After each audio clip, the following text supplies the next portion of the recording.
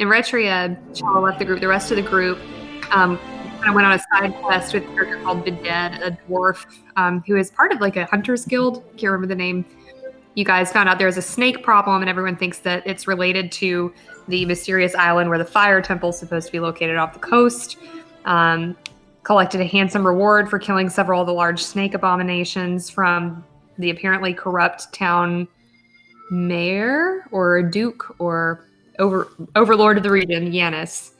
And then we all got on Bill Long's ship to sail south to find the Wind Temple near Retria. No, Retria is where we were. Delos. So Deos. You don't need an L. I'm sorry, I don't have my map to reference it. I'm sorry. Deos. I have to correct. No, please correct me. On the way, we offered protection to Bill Long's ship from pirates. We did get attacked by the Goliath pirates and their dread ship. Had a pretty epic battle with their ship. One collected the head of their leader. What was his name? Zamoth, Fright Worker. That's right. The Fright Worker.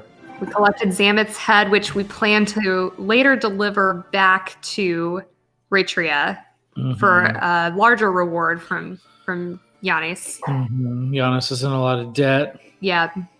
But we finished the journey southward, and we just arrived in Abdeus, where Brondir is famous. Bill Long was trading some. He was taking some stuff for trade underneath. It was all mysterious, and he wouldn't let me look at it. He agreed to stay in town, docked in Abdeus, for a week, so that his sailors, his crew, can enjoy the Harvest Fest. And to bribe him into that, we pledged him a share of our reward for the Fright Worker, and so he will wait for us for about a week while we try to 10% share or something. Yeah, we try to quickly close the portal in the Wind Temple.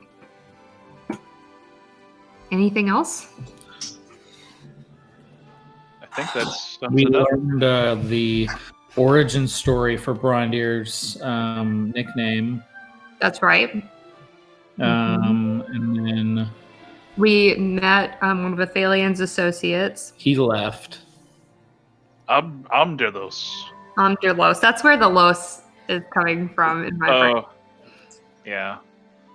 And we got a little Cella backstory too. Yes. There's trouble in the north. As always, we are going to have an update on the continuing unfolding drama of the investigation into the death of Lord Lorson. Yes. Oh, buddy. This is update. So, let's say you guys are going to start. Let's say that you've just now entered the town proper. What time of day is it? It's probably still in the morning, like mid-morning. You guys did travel through the night and were attacked at night. So you guys are probably around here-ish.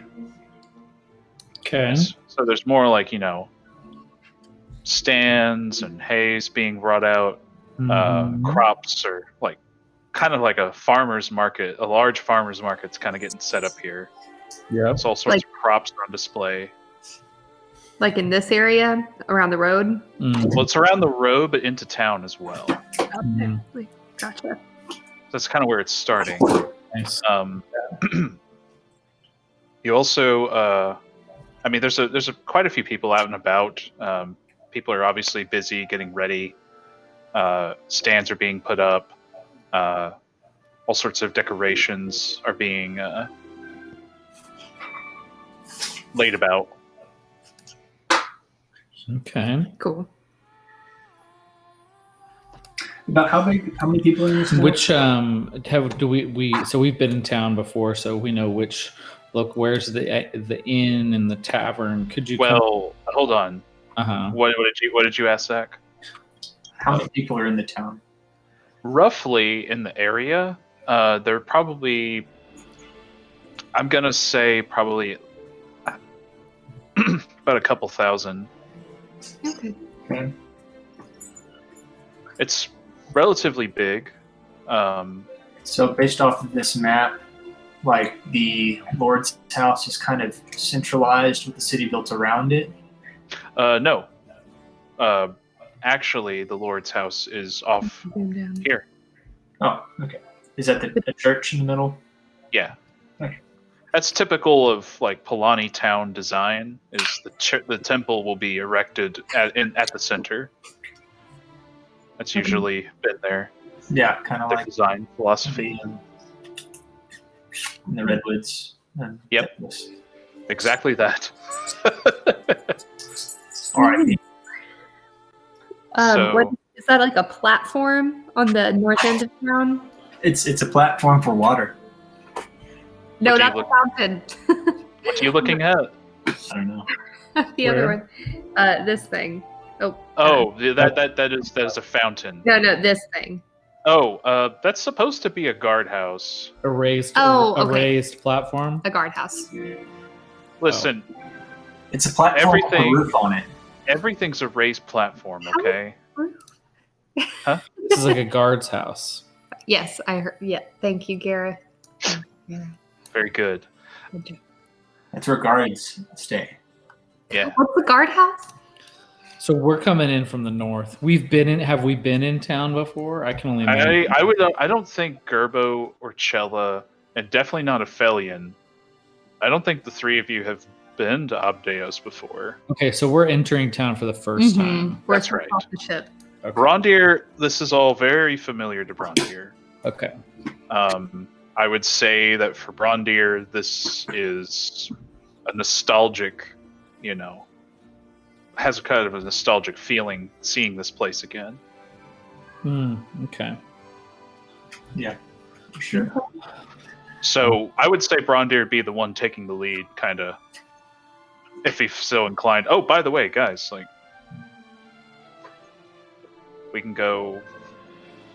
Like, if you need to go somewhere, he would know where to go. Yeah. That's true. You don't have to ask around so much. Well, Brondir, would you this town looks very, very nice. It looks like they're preparing for the festival, and maybe we can scoot around without you being seen. Well, it's been a long time since I've been here, nearly 80 years, and have some good memories, some not so great. But I think before people will still remember me, but they won't know my face. Humans live here, so there may be someone really far in age that might, but it's likely not. So just between us, let's not announce my presence necessarily. Just kind of, there's some things I want to sort out before anyone really knows that I'm here, if that's okay. So no entering rooms and clapping and announcing your presence like Right. Yeah, then it'd be preferable if you didn't do that. Just as a favor to me. I don't think anything bad would happen, but there's just, like I said, there's just some things I kind of want to get straight before before they know I'm here, I guess. So. Well, after a night fighting pirates, the first thing I want to do is see a warm bed. I agree. Let me show you to the inn. And, All right. You guys are going to walk through town. I will say that as you guys are walking through town, there are going to be some like villagers and passerbys that are going to take a second glance at you. After all, you are kind of a colorful group. But no one's really like paying it too much mind. Mhm. I will say, Brondir, as you're passing through, I'm not really going to have you make. Well, nah. Well, It's not. I'm going to say that. Well, maybe it wouldn't matter. 'Cause Go ahead. In what I have been wearing, I started wearing Sun Eater's chest plate and my I have my cloak or did I give it away? I think I have my cloak. You probably have your cloak, I want or at to the very least, you've got another one.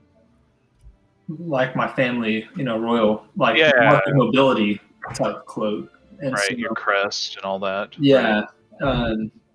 I can't remember if I still have it or not. I feel like there was a story where I either passed it off to somebody or something. But anyway, Oh no, you gave it to Daz. okay. That's right. I just now remembered. Yep, you gave it to Daz. And why did I do that? I don't remember. You gave it because your mom. Kind person.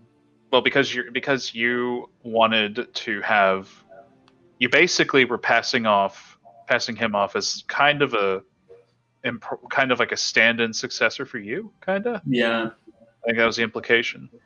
Yeah, I'd like to take care of Cathris. That's right, Cathris. Yeah, because he comes from a different clan, but yeah, I think that's probably what it was just kind of leaving that. But he's wearing really shiny armor, I guess. So yeah, you look fancy. Yeah, I can probably still continue to wear that. Then it won't be a big deal. Nobody would know. Yeah. But, okay, I just didn't want to really stand out. Are you leaving? Mm-hmm. Okay, hold on, my wife. She's going to Little Rock. I'm going to get that COVID vaccine tomorrow. No, not the COVID vaccine. Right. Going to get the COVID. Be safe, sis. The COVID. Yes. See y'all later. Drive disease safe. vaccine. So glad you're Bye. getting vaccinated. I'm gonna grab a blanket. Which one is the inn? Podcast recommendations? N would be south this way. Okay. So this would be the Windy Goose. The Windy Goose. Tavern and inn. That's right. It's a 2-for-1 deal. Okay. Cool. As we're walking that direction, Brondir, can you give us the lay of the land? A tour. Sure. I should have looked at the map with Drew beforehand. Oh. Well, you can point out. Wait, whoa. What did you say? Oh yeah, I forgot about that. I forgot all about that. Unfortunately, Zach, I put this together and finished it today. So. No, you're fine. I didn't even think about it either. I knew you were making a map. Probably. So I guess Gerbo asked for a tour, and I say, well, rather than a tour, let's just go straight to the inn. But I can share some things along the way. And I'll say that we pass a restaurant where you can find some of the best, and something equivalent to gator from a swamp. Oh yeah. Nice. And say that there's a special on they have a fish special on their Thursdays or something. Or at least they did 80 years ago. Yeah, for sure. Yeah, there has to be a time to get the people together. And I'll say that we're going to pass through an alleyway where you can kind of see the fountain in the center and towards the direction is where you'll have the town center where lots of festivities will be happening for the events that are to come, and that's where the temple is, and you can find different markets in and out. Here they sell things all. You buy your cloaks all in one place. You buy all of your tunics in another. There's not one conglomerate, so everybody's individually and intricately made. Very simple life around here. Nothing too glamorous. And then I'll say, and just yonder, and you can see the top tower of the Lord's house. And so, that's where the nobility lives in this town. And so maybe we can introduce you to them at some point. And at that point, we would arrive at the. I will. The only detail I want to add is that as you guys are passing through the town in general, It seems as though like the entire town is very colorful because there are flowers on everything. It seems like the Love that. temple. The temple has all kind like a colorful flower arrangement, kind of decorating the roof and the doors and windows. You also see like if there are houses you pass by or shops, there are also more flowers on display. Oh, cute. This is all part of the festivities. Any particular colors? Like, are they the town colors or just all kinds of blooms? It's all kinds of colors. There's a lot of pink and yellow. There's a lot of light blue. There's even some red of roses in a few places. Fun. Very pretty. Oh, and violet as well. Got included. But anyway. Chella like covertly snatches a violet out of one of the bunches as they pass by and adds it to her satchel. Okay. I would say that there'd probably be one or a couple of people that saw you, and one of the older women would give you the evil eye, but nothing else happened from it. Lucky. Nice. Nice. Okay. All right. So Well, you were I want to enter the. Let's enter the tavern. okay. Charisma. Give me a second. It was the strength of a joke. Evil eye's actually a cantrip. It is actually oh crap! I forgot that's an actual spell. She casts evil eye on you. Jeez. The sheer force of her judgment. Yeah. Amazing. Anyone who doesn't think that's possible doesn't have my Aunt Vicky in their family. Mhm. So, as you guys enter the tavern, this is a fairly clean, nicely spacious tavern space that you enter. It's got nice wide wooden double doors, and again, there are flowers at different parts of the building. When you come in, there's a bustling crowd of people. You know, there are waiters coming to and from the bar, taking food to patrons. You're also going to see some folks sitting at the bar on bar stools. You're also going to see the bartender, who appears to be like an older, scruffy human, but it looks like he's got a flower crown on his head of violets. Mm. But yeah, he seems to be busy at work, serving up his customers. I'm gonna walk towards the bar Okay. and sit down and ask the bartender for an tasty drink that is native to the land.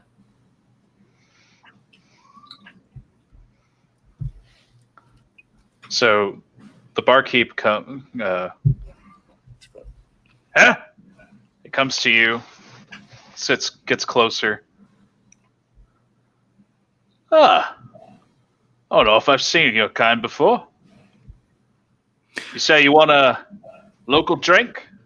A local drink, and I'm in town for the festivities. All right. Sure. Let me whip you up a specialty.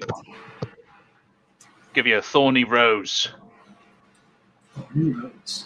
Ooh, that sounds particularly interesting. All right. So let me go in the back here. It's going to cost you about 5 silver. Okay, and we'll take 3 of them. Athelion, would you like one?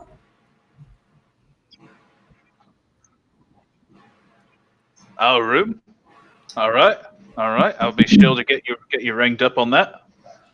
And let's see. How many of you are staying together? How many rooms? Athelion, might we share a room?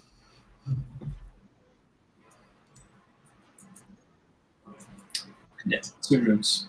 All right. 2 rooms. Poor Brondir, having to be shacked up together. And I mean, honestly, in more ways than one. But anyway, I look at the bartender as he's making the drink, and I say, "Well, everybody seems to be celebrating this week. What are you celebrating?" another year of life. If you ask me, I didn't think I'd live to this ripe old age. Everybody seems to be bright and colorful. I don't think we've seen a town that's colorful, and ever since we left Durin, I guess. And even then, the colors were in the rocks. Oh, you've been to Durin, have you? You've come far. And what he's doing is he goes to a cask, like almost like a cast iron, kind of a skill, like a bowl, I guess, like almost a stone bowl that's been heated, and he takes like a big ladle and pours what appears to be like a red. You think it might be like a mulled wine, like a hot wine, into his cups. And he puts a few, essentially some seasoning, like just bits of, you could almost say bitters, I guess, Cool. into the drink, and he puts you to three. He gives you to the three of you and says, times have been rather hard as of late, but there's always something to celebrate, in my opinion. I always try to be looking on the bright side of things. I take the drink and pass the other drinks to the others, and I ask the bartender how old he is.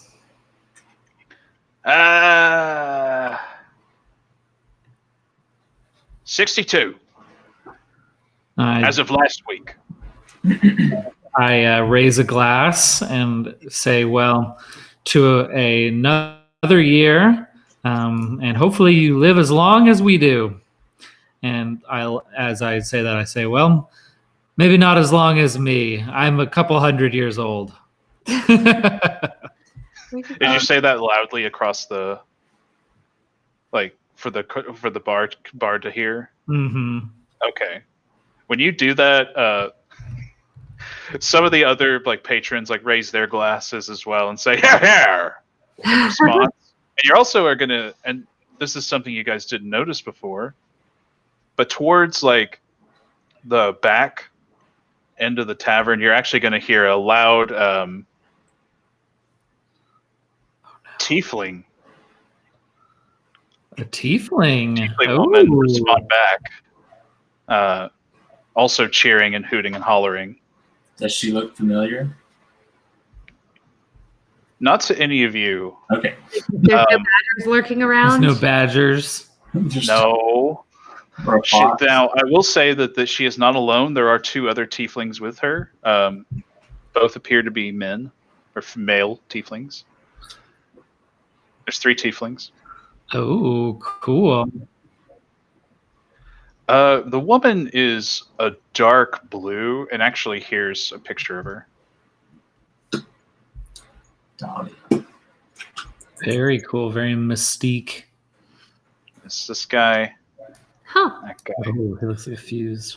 Oh, are there several of them? There's 3 of them. Leo, Dahlia, Titus. Cool. Very Hellboy. You haven't been introduced yet, but anyway, there they are. Okay. Nice. Okay, I dig it. All right. Well,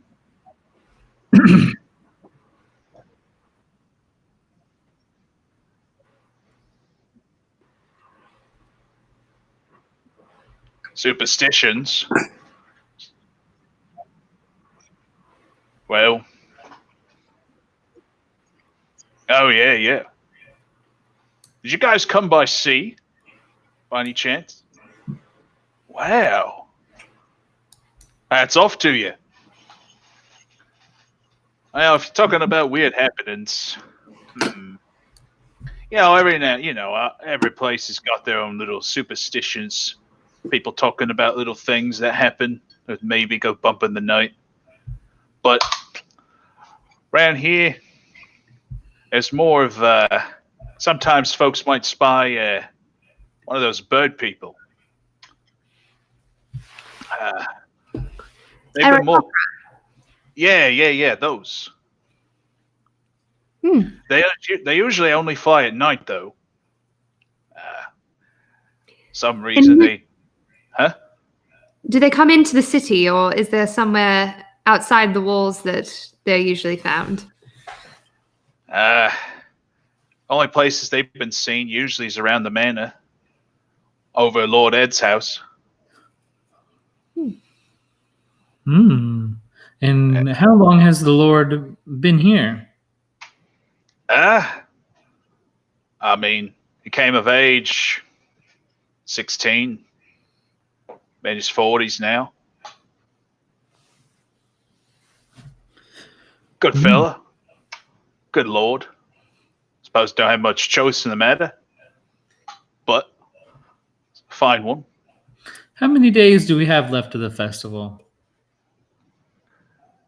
You got 6 days. Well, you think this place is going to get busy? Very. Now, there's something else. It's been a lot of. It's pretty calm right now, but sometimes there could be some nasty windstorms that pop up. You don't say. Yeah. Also, I say times have been hard. Let's just say the harvest this year is kind of disappointing. Times have been hard across the continent, I'm afraid. Aye. Well, there's been more spoilage than we expected. At least you're talking to the farmers around here. Some of them getting a bit angry, having to ship off most of our stuff to the capital. Is that to the farms to the west? Yeah. What's happened to the crops? They simply not coming up, or?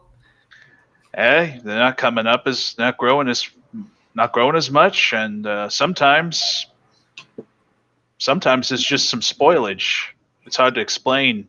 One day it's perfectly suitable. Next, you have a whole acre that's just rotten. I look at Brondir, make eye contact. When things are so bad as that, I find that people look for someone or something to blame. Well, like I said, maybe if the capital didn't have so many needs for all our crops, maybe folks wouldn't be so angry. Ed's been trying to keep the peace, but there's only so much he can do. You're saying that the capital's taking the food that this town needs to live off of? Well, unfortunately, they've been making harsher and harsher demands as years have gone by. As far as what they require. Food taxes, grain taxes, supply taxes, you name it.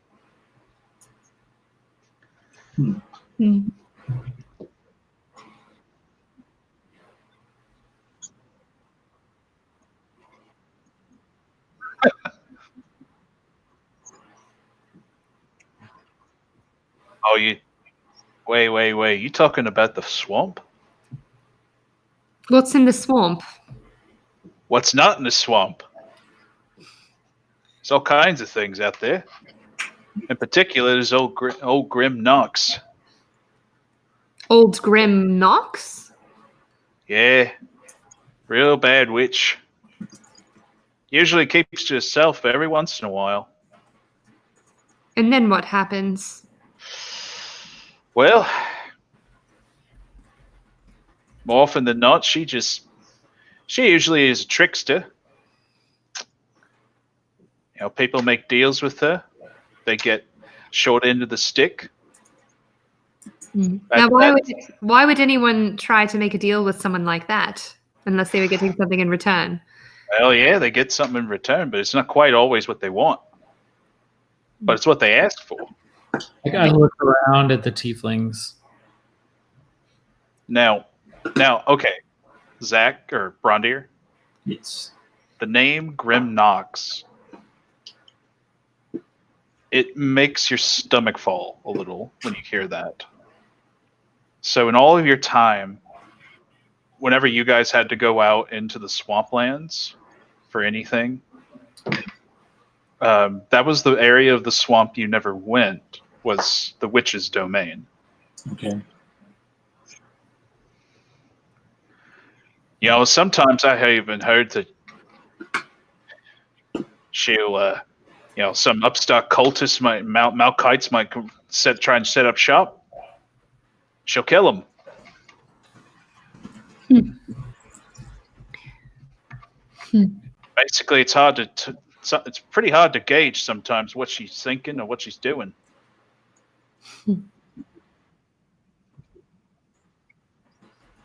Well, there have been stories about Grim Knox since I could remember, since my dad could remember, since my granddad. So she's definitely long-lived. Where does her power come from? Is she a druid or is she an I don't acolyte? know. I couldn't tell you. I'm not really an expert in magic. Not I'm just a barkeep. Yeah, I'll say, like, not anyone who knows or finds out doesn't usually live long enough to tell. Well, Brondir, what do you know about Grim Knox? Similar information. You said the name. You said the name. Like I swear, I'm like, not much. I've learned the most of it from this conversation right here. Backtrack. wait. Did you say Brondy? Oh, did he say Brondir? He meant Ron Rhea. Ron Rhea.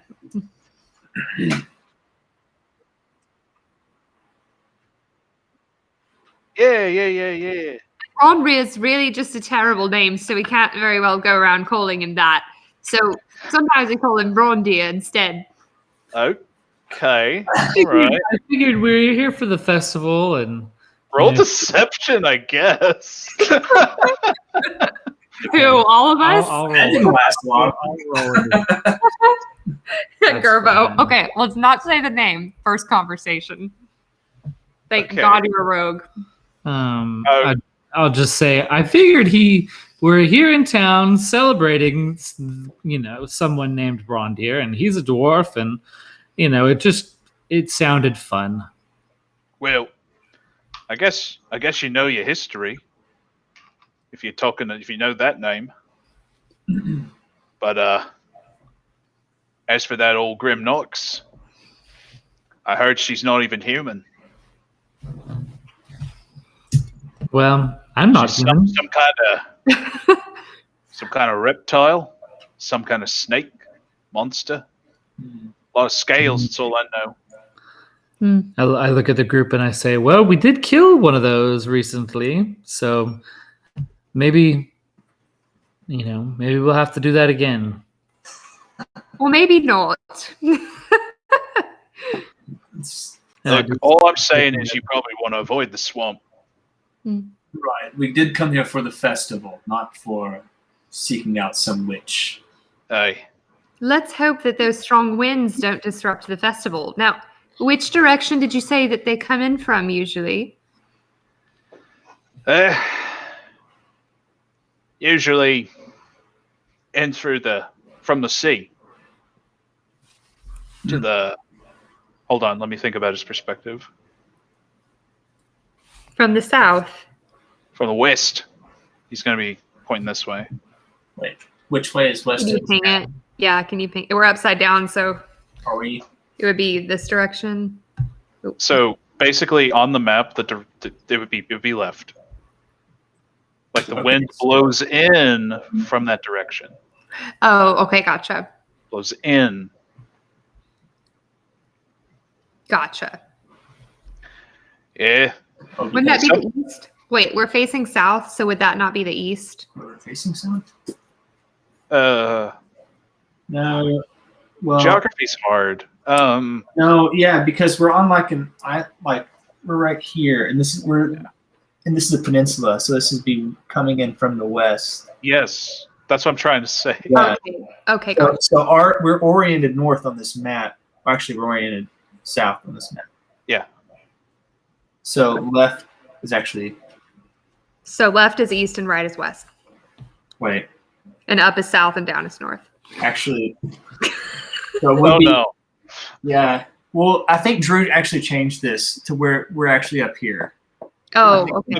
The basic peninsula right here. shape is still there, but Yeah, we're on the top of the peninsula rather than on the bottom, which is where this Oh, was. okay. So it's So, all in yeah. order. Yeah. So Standard. Oh, okay. Gotcha. so I thought right we were here in is where we are. The wind's blowing in from right here, and this is the rest. Got it. I'm with you now. Thanks. Yep. Okay. Yeah, All right. that's what it is. Okay. So out beyond the farms. Got it. I would. It'd be great. Now, what direction's that again? North, south, east, west. It's just Enter so. Sultana's workshop. As you guys are talking like this, the blue tiefling is going to be coming up to the bar, and she'll kind of clang her glass a few times on the bars and say, "Hey, Ted, another round." Oh, right. Coming, Dahlia. Just a second.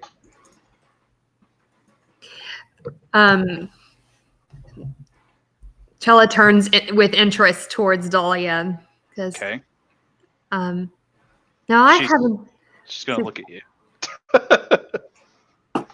now pardon me being blunt, but I haven't seen a tiefling since leaving the redwoods. Where are you from?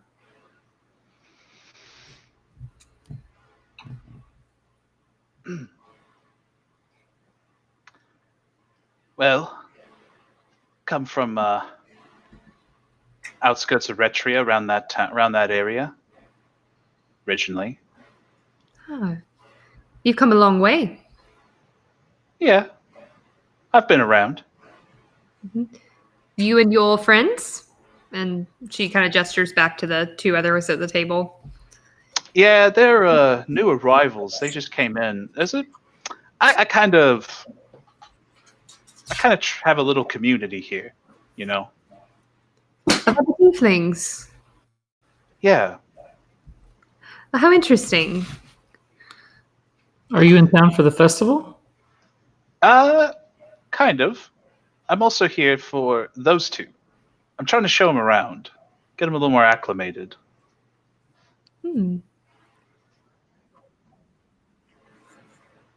Okay.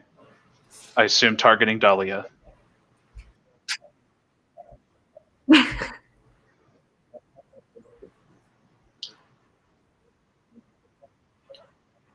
Okay. So I would say that right now you don't detect any strong indicators of evil or undead or aberrations, or nor do you detect anything that's necessarily good aligned. I will say though that there is it's almost like a background thing, but like any tiefling or any what I would call packed blood race there'd be like a little a little evil would go off, I guess, if that makes sense. But you would probably recognize that with a little history, that's part of being a tiefling or any other packed blood race. That would be like goblins, orcs, etc. Nice. Correct. Right. So, and this is Dahlia is gonna get closer to you, Chella, Mm-hmm. and the rest of the party, and ask, "What's your names?" You kind of stand out a bit like me. Well, this is Ronria. And Gerbo, Effie, and I am Chella. She decides to give the real names, kind of slowly decides she's going to tell the truth. Okay, gotcha. Well, she's not very. You're not very good at deception anyway, so it makes sense. No, not very charismatic. Yeah. Okay. Well, the name's Dahlia. Kind of. It's some of the bar like folks. Some of the like a new crowd's going to come in, and some of the guys are going to point to Dahlia and say, "Hey, hey!" You know, like point. Yeah. And she's going to point back to acknowledge them, like, "Ha ha." Yeah, right. I'm kind of well known around here. I'm not really. Still kind of weird, even after a few years of this. What's got you to be so popular around here? Well, all right. If you want kind of a synopsis, a little summary, Lord Ed, when he was out adventuring, saved my life. And I didn't really have anywhere else to go.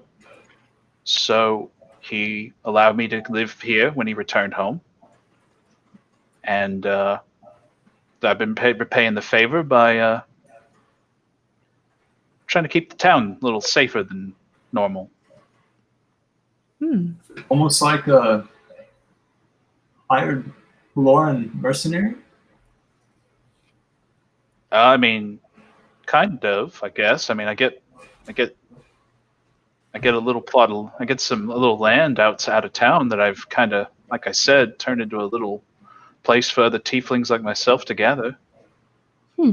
It's nice. I'm sure that there's some things that just kind of pop up where they need someone here to keep the peace.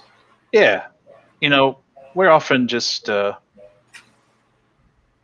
often than not, we're preoccupied with that damn swamp. Things coming out of it, or do you actually have to go in? More than often than not, we got to go in. Usually, it's going in to hunt and kill some of the gators. You don't want too many of those running around. You have a snake problem here? I said gators. What? But do you also have any snakes? Not in the normal. Nothing out of the ordinary. No, and I don't plan on it. If I can help it. Well, she lives in the deeper part of the swamp, towards the north. You can know her symbol. She puts it up on the trees or in the area when you enter her domain. Sounds like she tries to be avoided. Typically.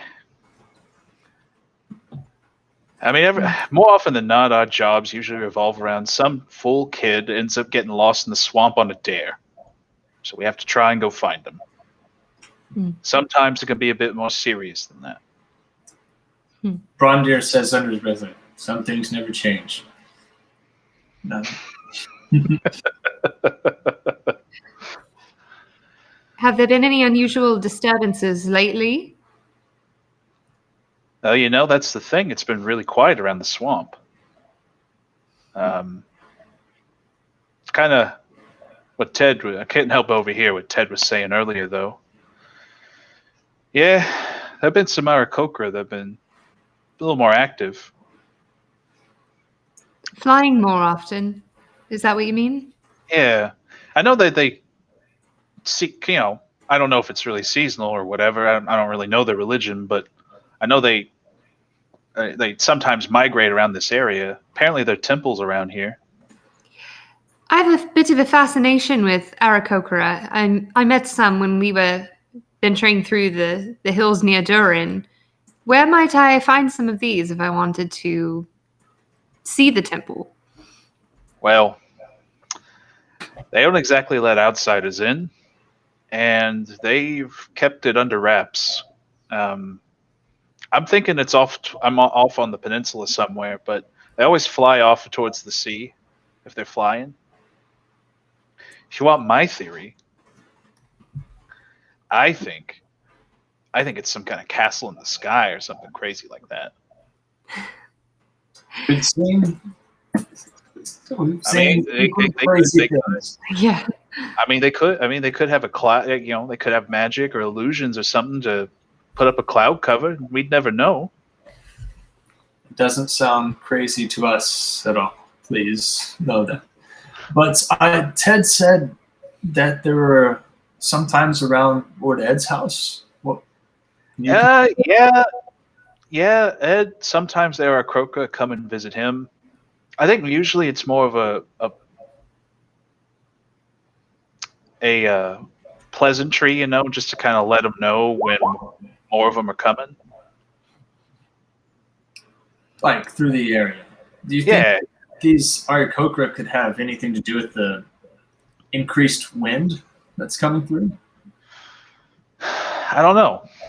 I know that in the past there's been some weird tornadoes and cyclones that have blown through historically, but not in the last few decades. And so, would Brondir know if Aarakocra were usually around this area, or if this is the first time he's heard of them being in this area? I think Brondir would have maybe not. I think he would have probably briefly interacted with Aarakocra in this area, but they usually they fly at night. Right. And the reason why is most of those that are here are more nocturnal by nature anyway. Some are, however, fly from the north, kind of at the top of the Durbar Mountains and stuff like that. But most of them that are kind of closer, or a little more local, they're more nocturnal. And you have even you have had limited interactions, over the course of years. So it would also be kind of new information or it would raise a flag, I guess, with multiple Aarakocra coming in. Then, right, hearing about so many coming in would definitely be unusual. It would be quite interesting, I guess. So yeah, Brett rolled insight, but yes, he just needed one more 7. If only you were +7. You had 3 7s. Anyway. Yeah, you rolled insight, I assume. What did you roll insight exactly on?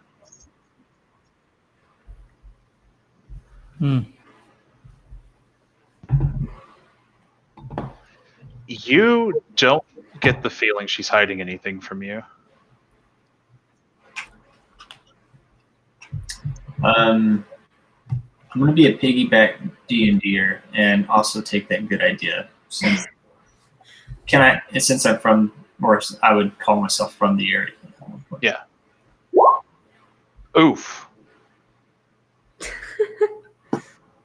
Well, you also don't think she's holding anything back from you guys. In fact, you trust her completely. Right on. Good enough. And what is the Lord's last name? Oh, Zoranus. Let me see if I can. Zoranus. Zonaris, I mean. Sorry. Naris. I'll go ahead and put it in the chat how to spell it. There. Zonaris. Okay. But yeah, like I said, the Aarakocra have kept to themselves, and I don't think they've let any outsiders into their temple. Well, maybe we'll be fortunate enough to meet one in the skies while we're here. Perhaps. Could be. You guys look, well, like seasoned travelers, right? Chella kind of glances down at her outfit, Yeah. and I'm gonna roll insight. I'm gonna roll a perception to see how filthy it seems. Are you still wearing that dress? Yep, I think so. Ah! Oh, you look beautiful. Like, Oh, I don't know why I rolled persuasion. That's weird. I thought I put That's so impressive. You got a 0. yeah. I know, yeah. Okay, we click the right thing. Okay. So you're perceiving what now? Just like how out of place am I? Like a self-awareness check. How out of place am I? How filthy is this dress? Okay, so this is surely, is this like the dress that was covered in like sauces and stuff? Did we change? Or your is this, outfit? I feel like- surely you changed your outfit? didn't we do Oh it? no, I thought I got it at the boathouse. Yeah, we had. Yeah. Okay. I had like some men's clothing. That's right. You also could have gotten a change of clothes when you went back home. That's true. Good point. Can we make that canon? We certainly can. Okay. Fair enough. So I would say that, I mean, you look fine. Like, you don't look like particularly dirty or nasty compared to other people. You guys are kind of colorful and draw some attention, though.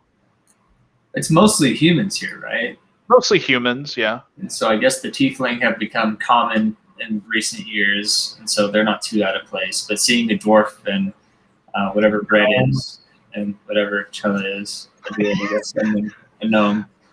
Right. Yeah.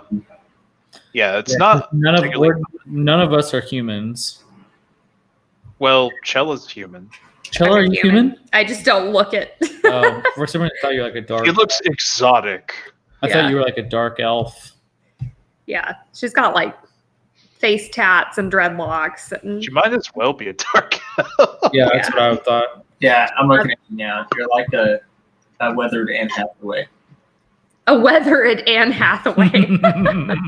I like Man. it. I like Man. it. Okay, so So she has some self-awareness. Yes. Okay. What was the Lord? What was his name again? Lord Ed. Heads. Lord Ed. Well, it's probably a more formal name. It's just he's known as Ed. But anyway. Ed. So Okay. I'm going to say then, is Lord Ed, still the Zenaris? Is that still the family that presides over this town? Yeah. Yeah, that's his last name. Okay. Well, Edwin Zenaris.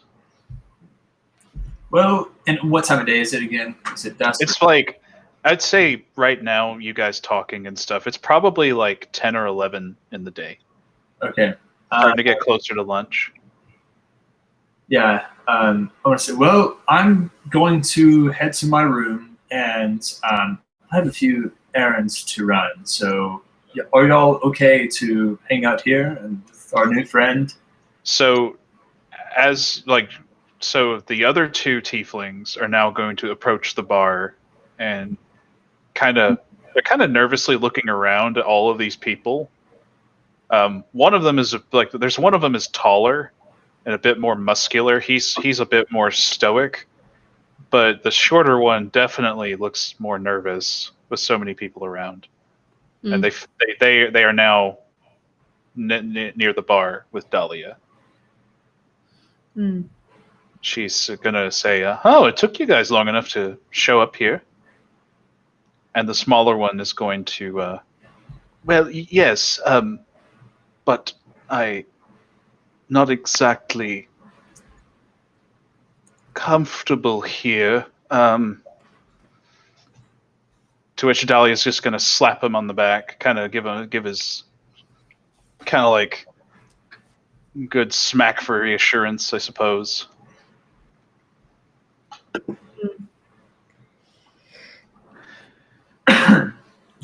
I And anyway, I look at the two of them and say, well, I haven't seen this many tieflings in my entire life.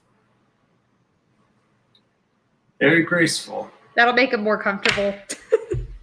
And I say, what brings you two to town? the smaller one's going to speak. We're actually traveling from very far north. We're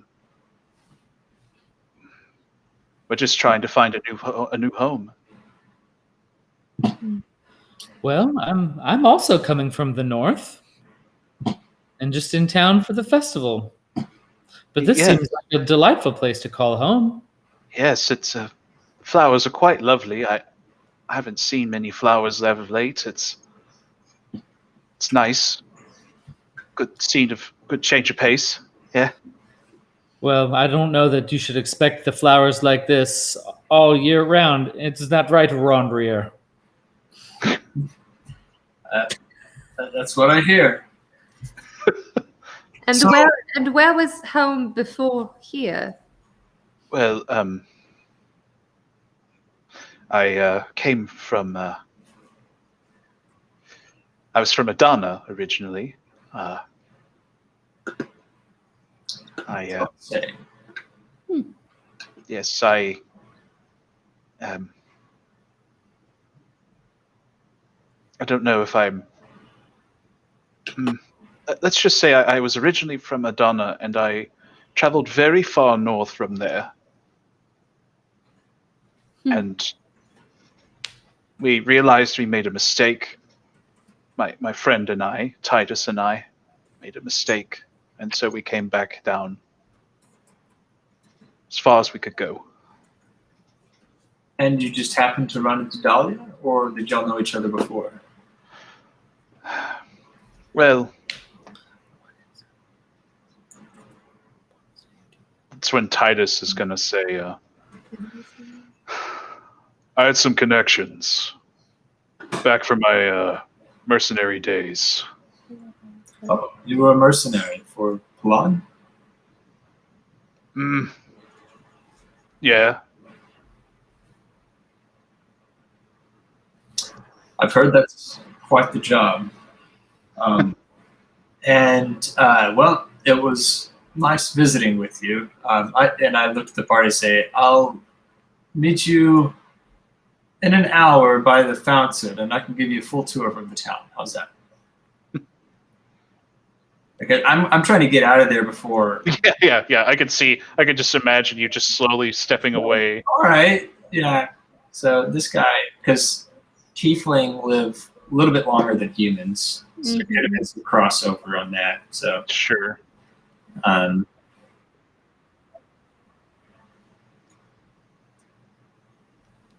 Dahlia's. I've left, by the way. Okay, yes. Brondier's out the door. Yeah. It's like every time you walk out and somebody else says something, and you're like, Yeah. No, yeah, you just gotta go. Just take a chance. Go. It's like trying to leave the room with a chatty patient. Yes. yeah. Yeah. But anyway, Ophelia, Slowly Okay. leaving. Sounds good. Yep. I would say that Dahlia would kind of raise her hand a bit and say, well, that would be me.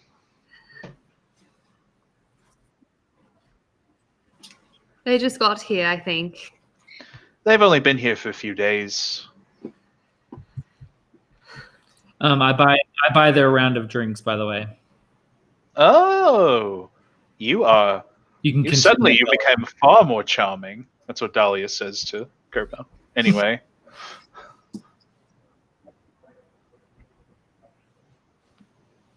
Oh, from here? I would probably take. If you really wanted to hoof it, it'd probably take maybe half a day, maybe a full day. Swamp could be pretty treacherous.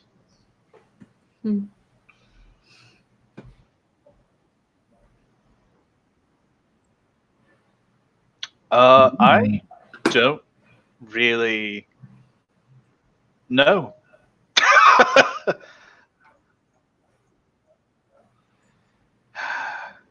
Listen, for your own safety, I don't think you should go to see Grim Knox.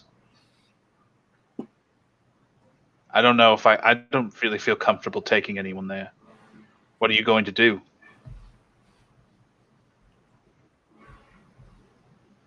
You don't just simply meet Grim Knox. One does not simply. Aliens. People have tried approaching me in the past for this. Some people want to cut deals with her. What kind of deals? It's all the same stuff. They want riches, they want gold, they want beauty. I've had all three. And she can give people these things then.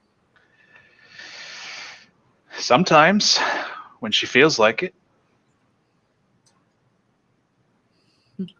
Just like Fantasy Little Mermaid. Yeah. Does she give someone anything that they want? When tell me when the drinks arrive. They don't have to arrive right now. Just let me know when. Okay. Go ahead, Felian.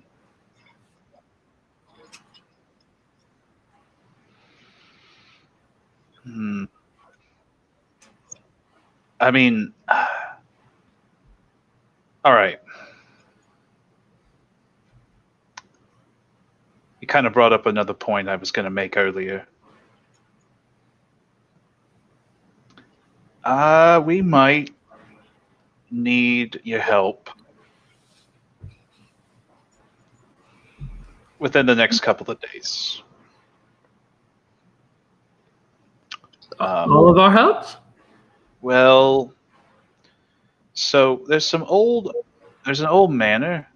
It's not terribly far from the swamplands, and it's, from what I know, it's been kind of overrun. Some folks have decided to set up shop and call it home. Mm-hmm. Yeah. And how long have they been squatting there? Because technically, if it's been long enough, it's technically theirs. Okay. These squatters' rights exist on this continent. I think they might be Malkites. I don't know.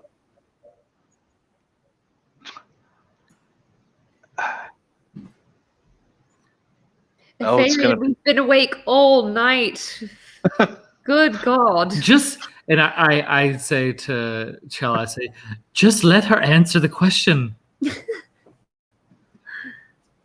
It'd probably be maybe a day and a half's travel from here. But yeah, it's close. You need our help in a couple of days? Well, I've got to be here mainly to help prep. So you want us to go out there? I said not now. I look at Aphelion. Who else? It seems like we may have to go right now. And when you say help us, do you mean these two, or who would be going?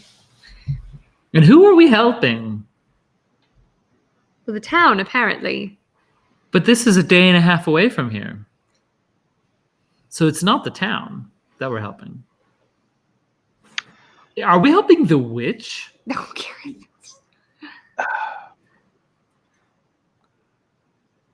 Is he like this all the time? Mostly.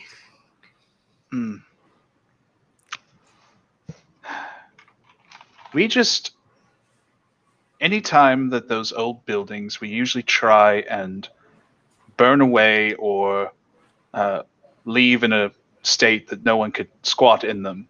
People could say, gather there. That's why most people end up going to the swamps.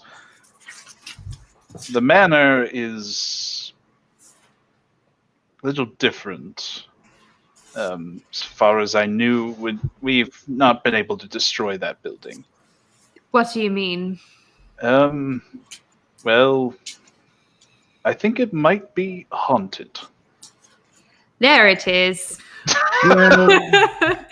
We've seen our fair share of weird things on our journeys.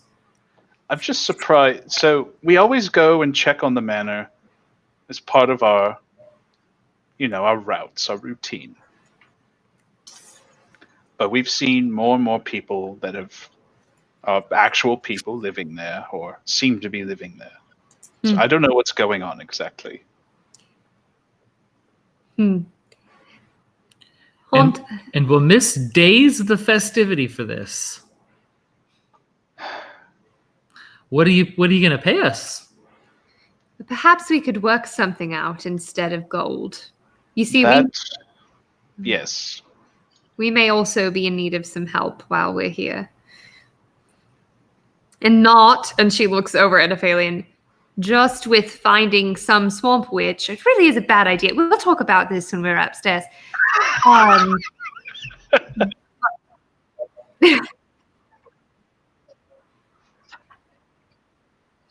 course.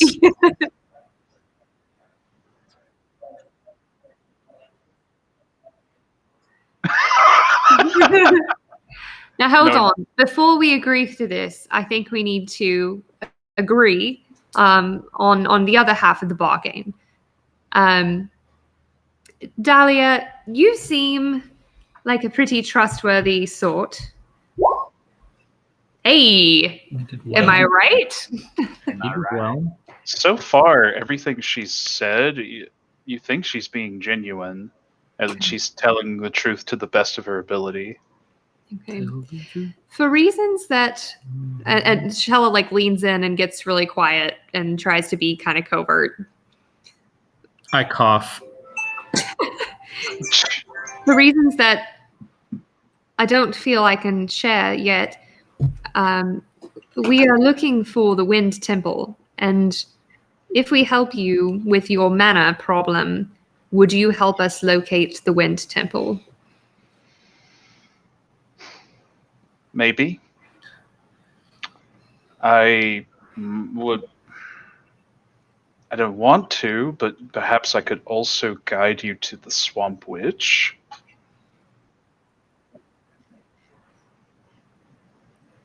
He's never told me.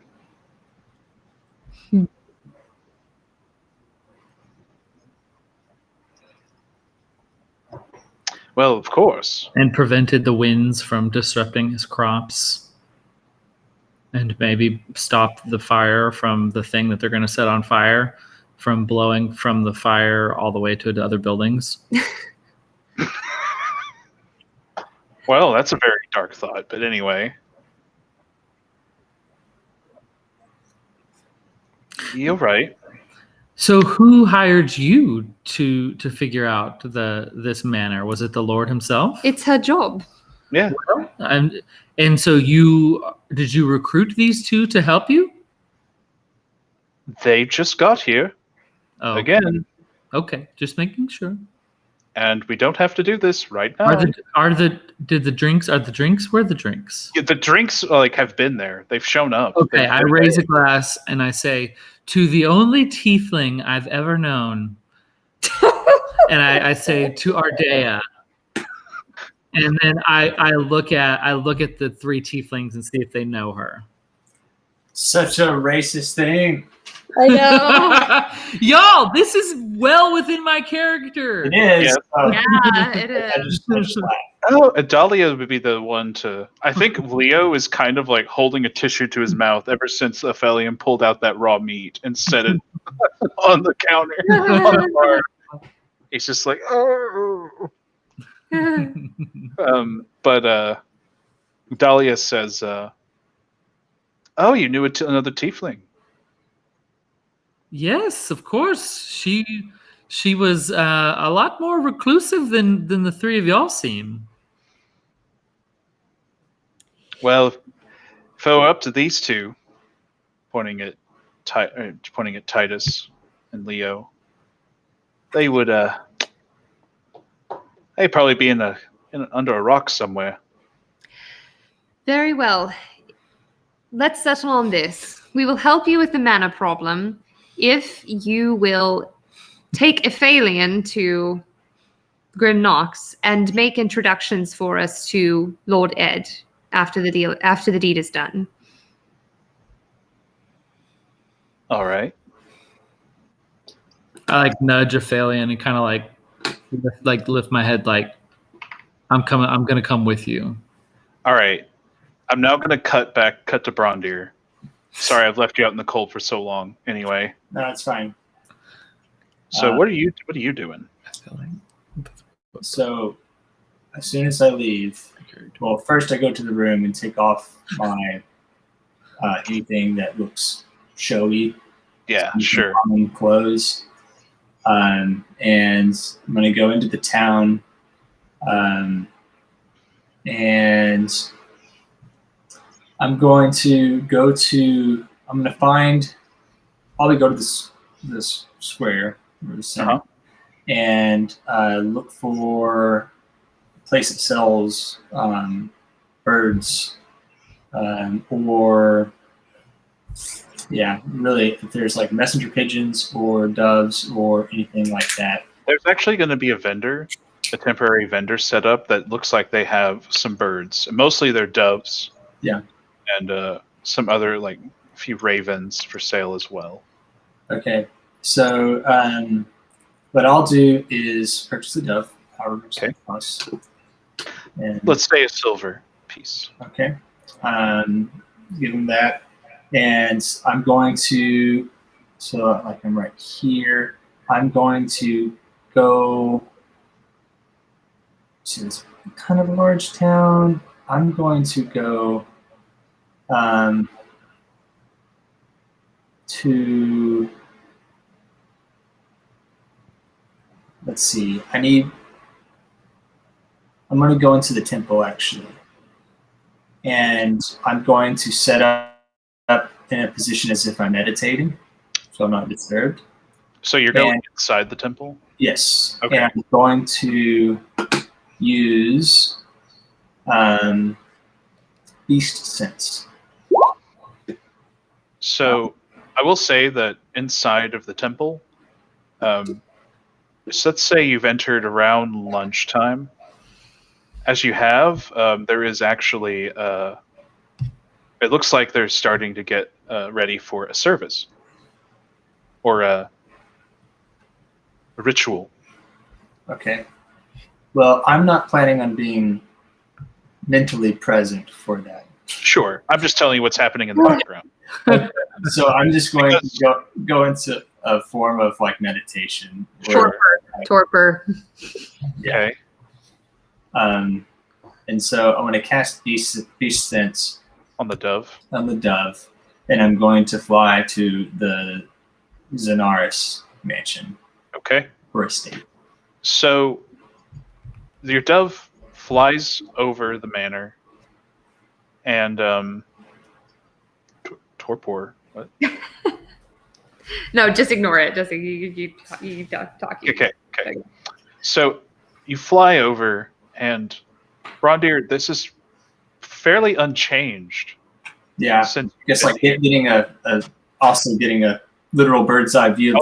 Bird's eye view of the place. And like, So I don't know. Like they're kind of janky, but this is meant to be kind of like a garden wall around the manor. Yeah. Like there's no actual walls, but rather it's more of like a very well maintained like garden.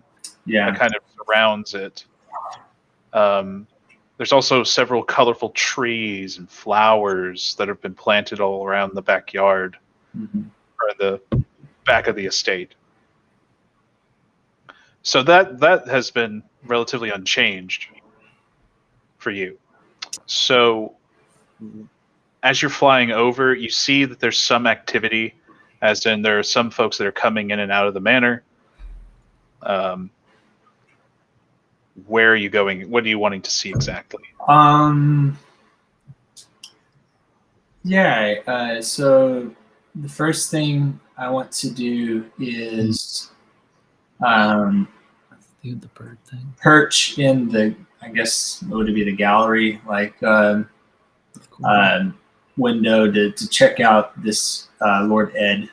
And maybe I'm trying to just gain awareness of how many people are there, I don't assume to hear anything in particular, just kind of get an overall perception and feel of, if I were to approach the place, I would have a good idea about what it's like beforehand. Sure.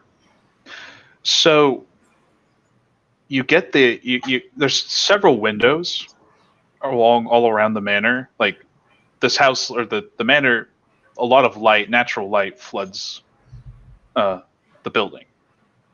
So you're able to go and see into like the main hall. And from there, what you can see is that there's a few servants that are kind of moving about, taking care of things. There's even a few guards posted up at different points. And you notice that one of the guards is escorting out some, they look to be like farmers, just run-of-the-mill farmers.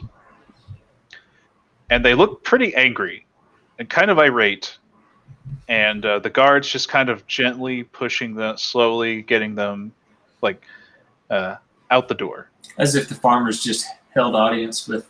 Yes. Okay. Yes. That's what you're thinking. Yeah. And so a few minutes pass, and then they are, put to the front of the manor, and they're shown the door, or shown off. And coming out of the room a few minutes later than that, I'll go ahead and just show a picture of him. You see this guy. Whoa. Nice. Handsome dude. Nice man. Few battle scars. Yeah, what's going on with that ear? Yeah, baby. Anyway. Mike Tyson, fantasy Mike. That ear, baby. He's just kind of shaking his head and sighing as he's going what looks to be towards the kitchen area, if your memory serves. Yeah. Do you want to kind of just keep trailing him as a dove? Actually, I want to perch by the door that the farmers are exiting out the manor to hear what they would say. Okay. So as they are leaving, you cannot help but hear one of them say,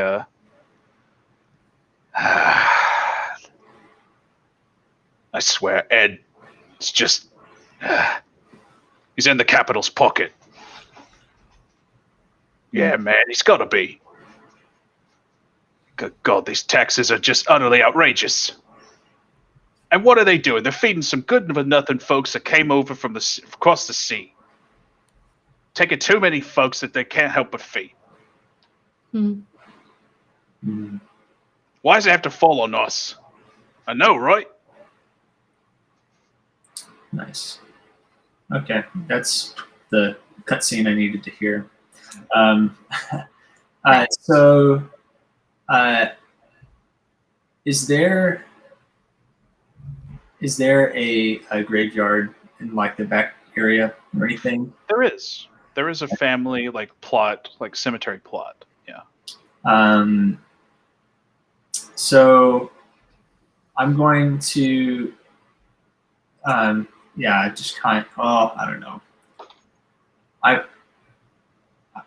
How about this? I'm not going to go into it, but I just kind of want to hover over it and see how many new plots there are since we would have been there, since I would have been familiar with that garden in particular.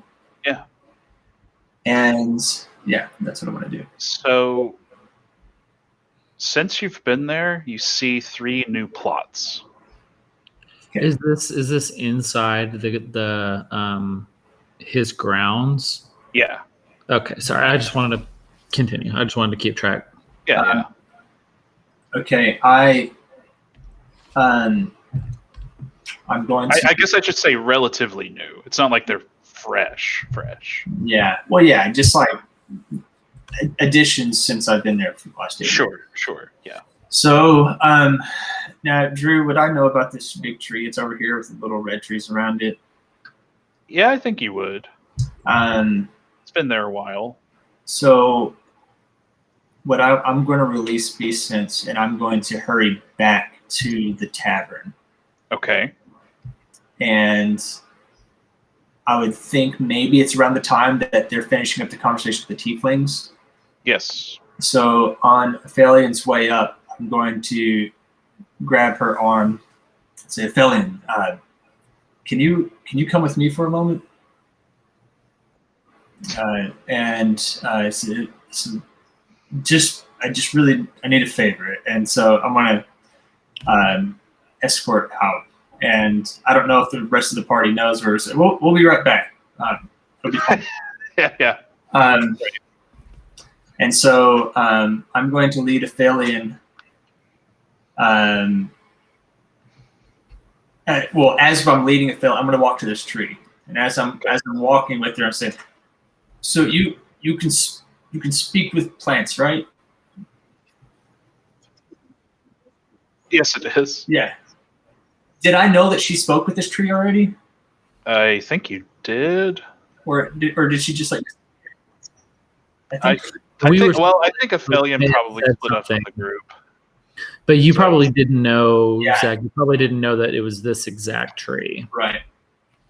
Yeah. Well, that's so I might need a favor from you. I have a history here, and that will likely unfold. But I need you to speak to.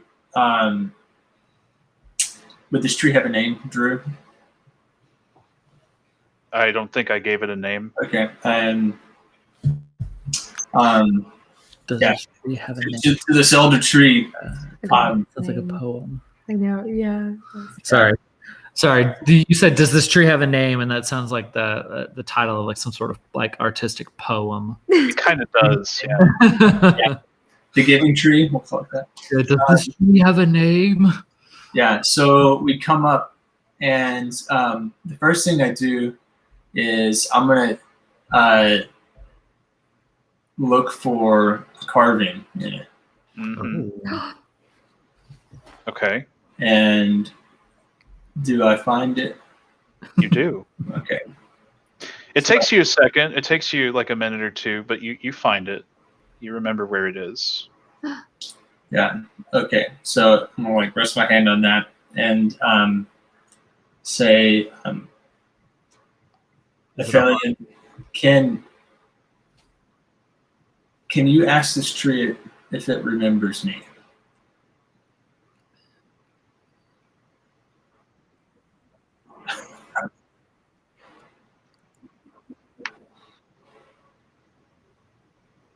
Can you ask her what happened to Nadia?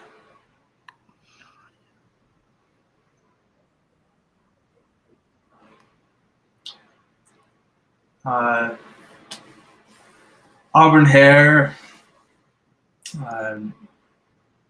nearly your height,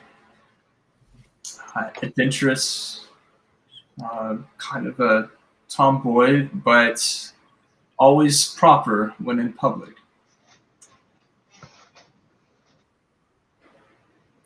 80 years ago, when I left.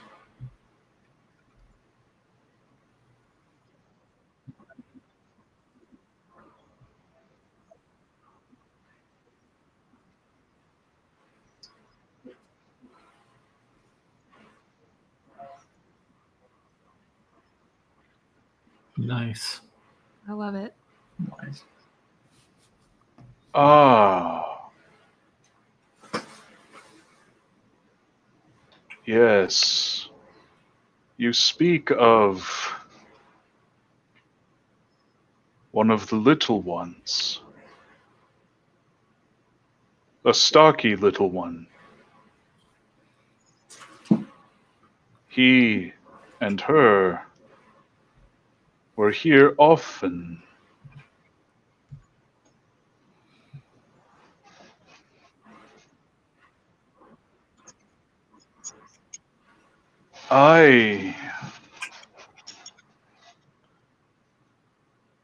She came here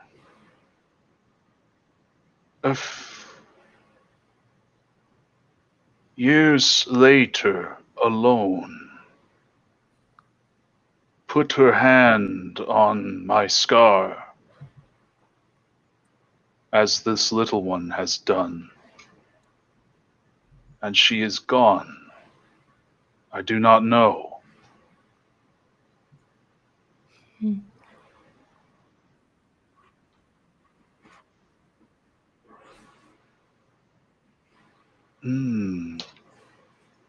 Time. Such a strange thing.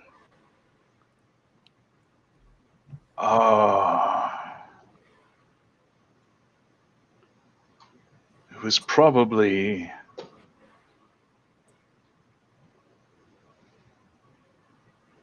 40 rings of my life. So 40 years.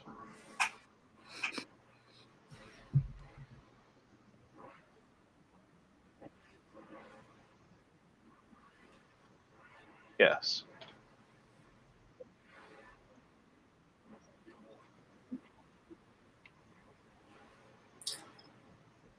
Ask her if she married and bore children, and to whom, if possible. Okay. I do not know, only that she came here alone. Years later.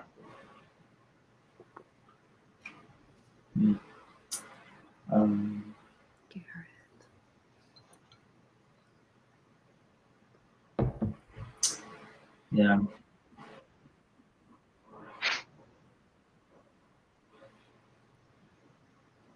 Right now, there's actually, since it's basically lunchtime, the streets are actually kind of deserted at the moment.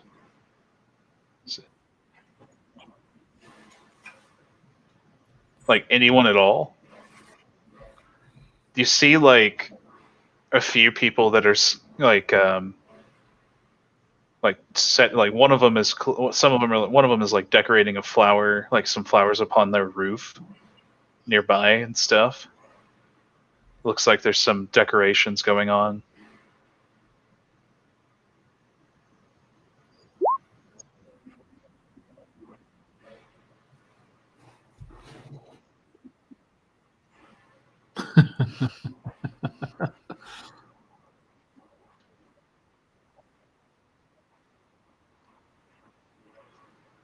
Plants may be able to perform other tasks on your behalf. Okay. Very well, little one.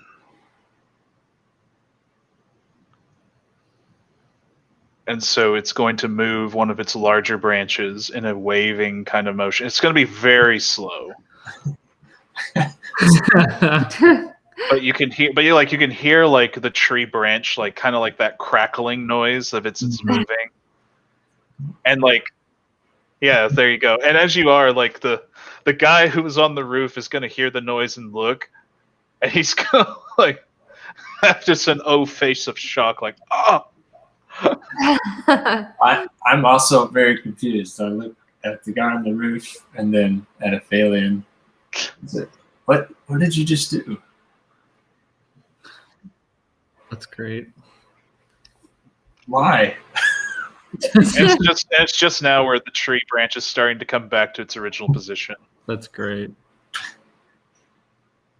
That's awesome. I have not had many who can speak with me, little one.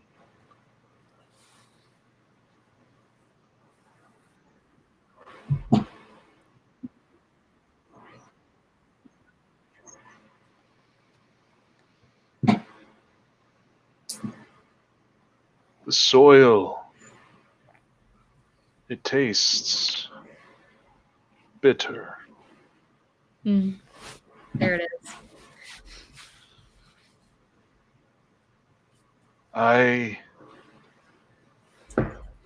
It is not to my it is not as much to my liking as it has been.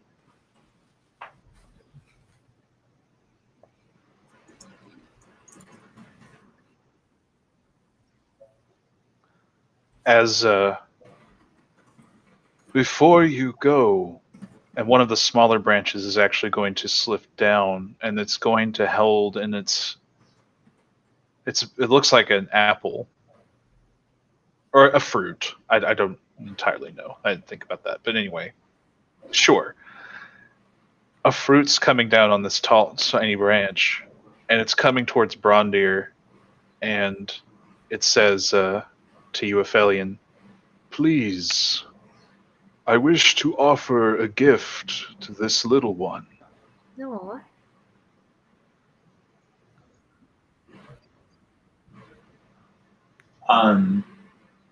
Brondir tears up and accepts. I remember the days you were here with the other little one. Your voices were harmonious. And the tiny branch is then going to go back to its position. Please tell her thank you.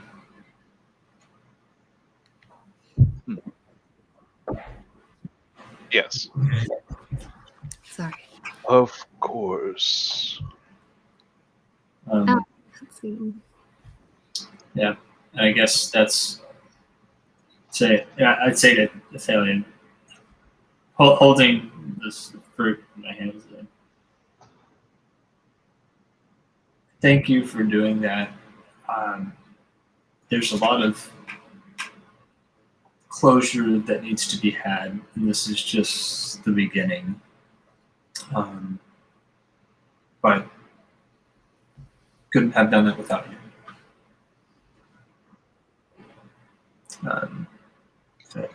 What do you say we go get some rest?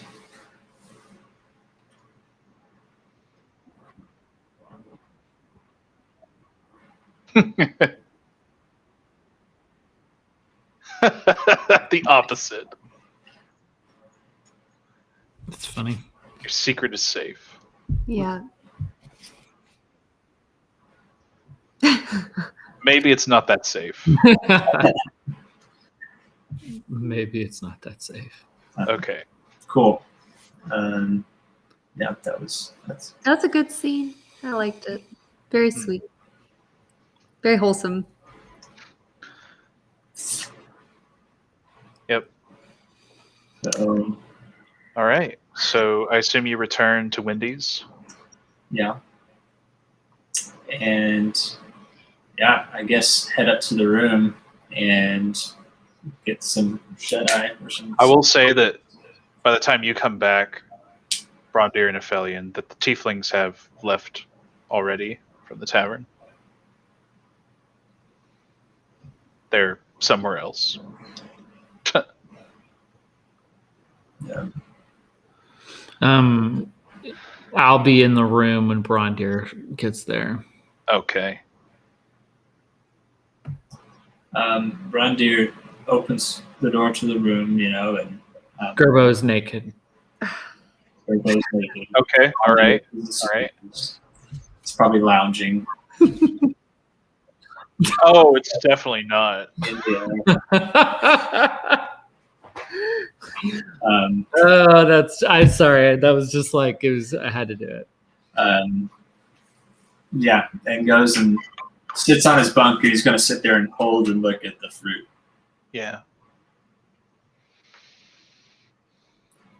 Yeah. Mm-hmm. Reminiscing. Do we cut to the next day? Later that night?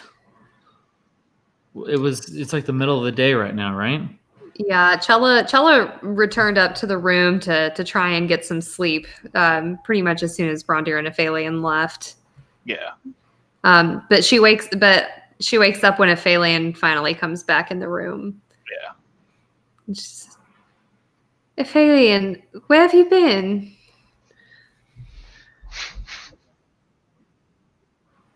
Oh. Everyone can talk to trees, right? Well, I guess not. I guess Chella can talk to trees too, right? Yeah.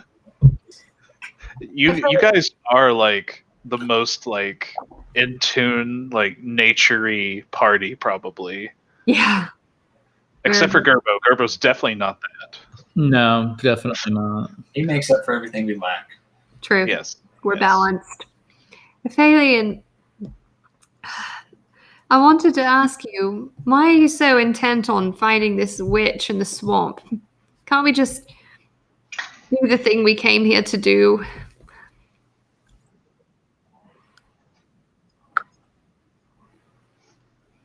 Are you sure? It seems like she's been pretty cooped up for a few hundred years.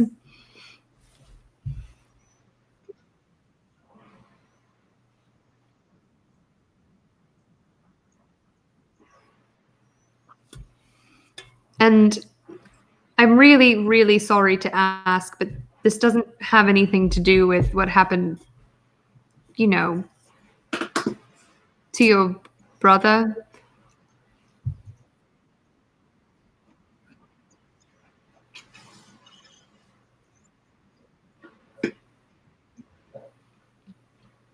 Will you be able to tell when we get close? Or will you actually have to see her?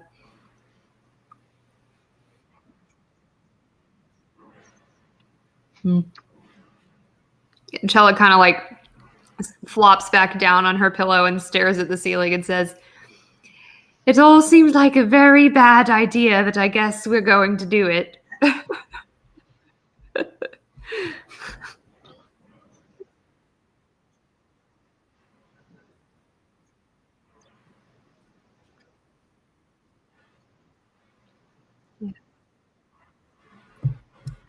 She yawns and says, "I think we'll be very busy while we're here.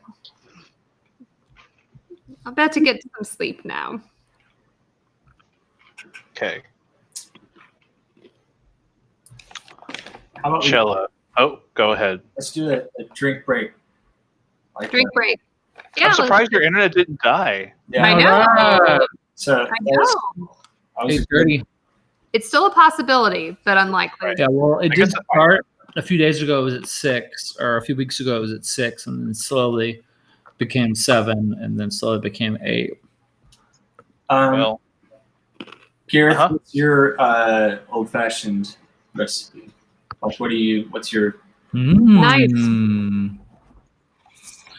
I am going to go ahead and get my own water. cool? I do 2 ounces bourbon. I do like a half ounce of simple syrup. Yeah. And I do. What bitters do you have? Agnostic or historic, whatever. Yep. Yep. You should do 3 dashes of those. Okay. And that should be good. That's what I'm gonna do. That should be good. Do you have any? Do you have an orange slice? Do you have oranges? I had some little cuties and they've kind of died. So no. I might also actually do a whiskey sour now that I have lime juice. Might try that. You have. Yeah. Do you have an egg? Yeah, do I have to how do you get the How do you get the egg, the white out of the egg? yeah. So what you do is you break the egg. Yeah. You break the egg like over something like this. I just kinda And then you just basically like you were to take the yolk in one and then just like dump it into the other half of the egg. And then like You pass the yolk back and forth mhm, between the eggshell halves Mhm. and let the white run out mhm. into whatever container you have. Yeah, but do that first so that Okay. you don't jack up everything Yeah, else. do it in a separate bowl. Mm-hmm. But then you just make a whiskey sour and then you shake. Basically, all you're doing is you're adding that into it, and then you're just shaking it with that in there. And all it does is it makes it super smooth. So I mix the ingredients without the egg, then I add the egg shake. You could actually leave the ingredients unmixed Yeah. and then add the egg white in and then you shake it with the egg white, mix it completely using that, and that'll make it really smooth. Fill it with ice. Fill the shaker with ice. Yep. So the ice will break it up, and then as well as and cool it off. And straight. Feel free to shake it for like a minute and a half. Oh, that long? Yeah. Okay. Yeah, maybe not. It doesn't have to be that long, but you want it to be like a pretty good while. Yeah. All right. I'll be right back. For anyone that might be watching us on stream, I'm sure they appreciate the recipe advice. Yeah, that's right. You're bartending, the occasional bartending tips. That's right. Tips and tricks, you know. That's funny. Yeah, you're totally right. Good intermission talk, I feel like. Oh, does it? He yawned and I could smell his spitting out. What are you making, Jet? Hot tea? Would you like Good some tea? intermission talk, I feel like. Okay. I'll make decaf tea. Oh, sure. That's fine. Spain? Oh, does it? Anybody else want decaf tea? Check this away. What are you making? You're muted, Brett. Hot tea? Would you like some Good tea? intermission Yeah, talk, the I feel like. caffeination. I get you. I'll make decaf tea. Oh, he's eating sure. chocolate. Spain? Oh. Did you does say it? something? Or? Oh, yeah. Nice. Sweet. Hey, guys. Sorry that Gerbo made a classist remark. It was in my defense. It was well within my characters. Well, I mean, look, he's a rich elitist asshole. So. Yeah, that's exactly what I was thinking. Is what would he do if he saw something like a race he's never seen before? He would probably comment and say, Instantly judge it. yeah, comment and say, "Oh, I've seen one of you before." And then what would he do? He would bring it up again. Yes. Also, to fully clarify, Dahlia did not know who Ardea was.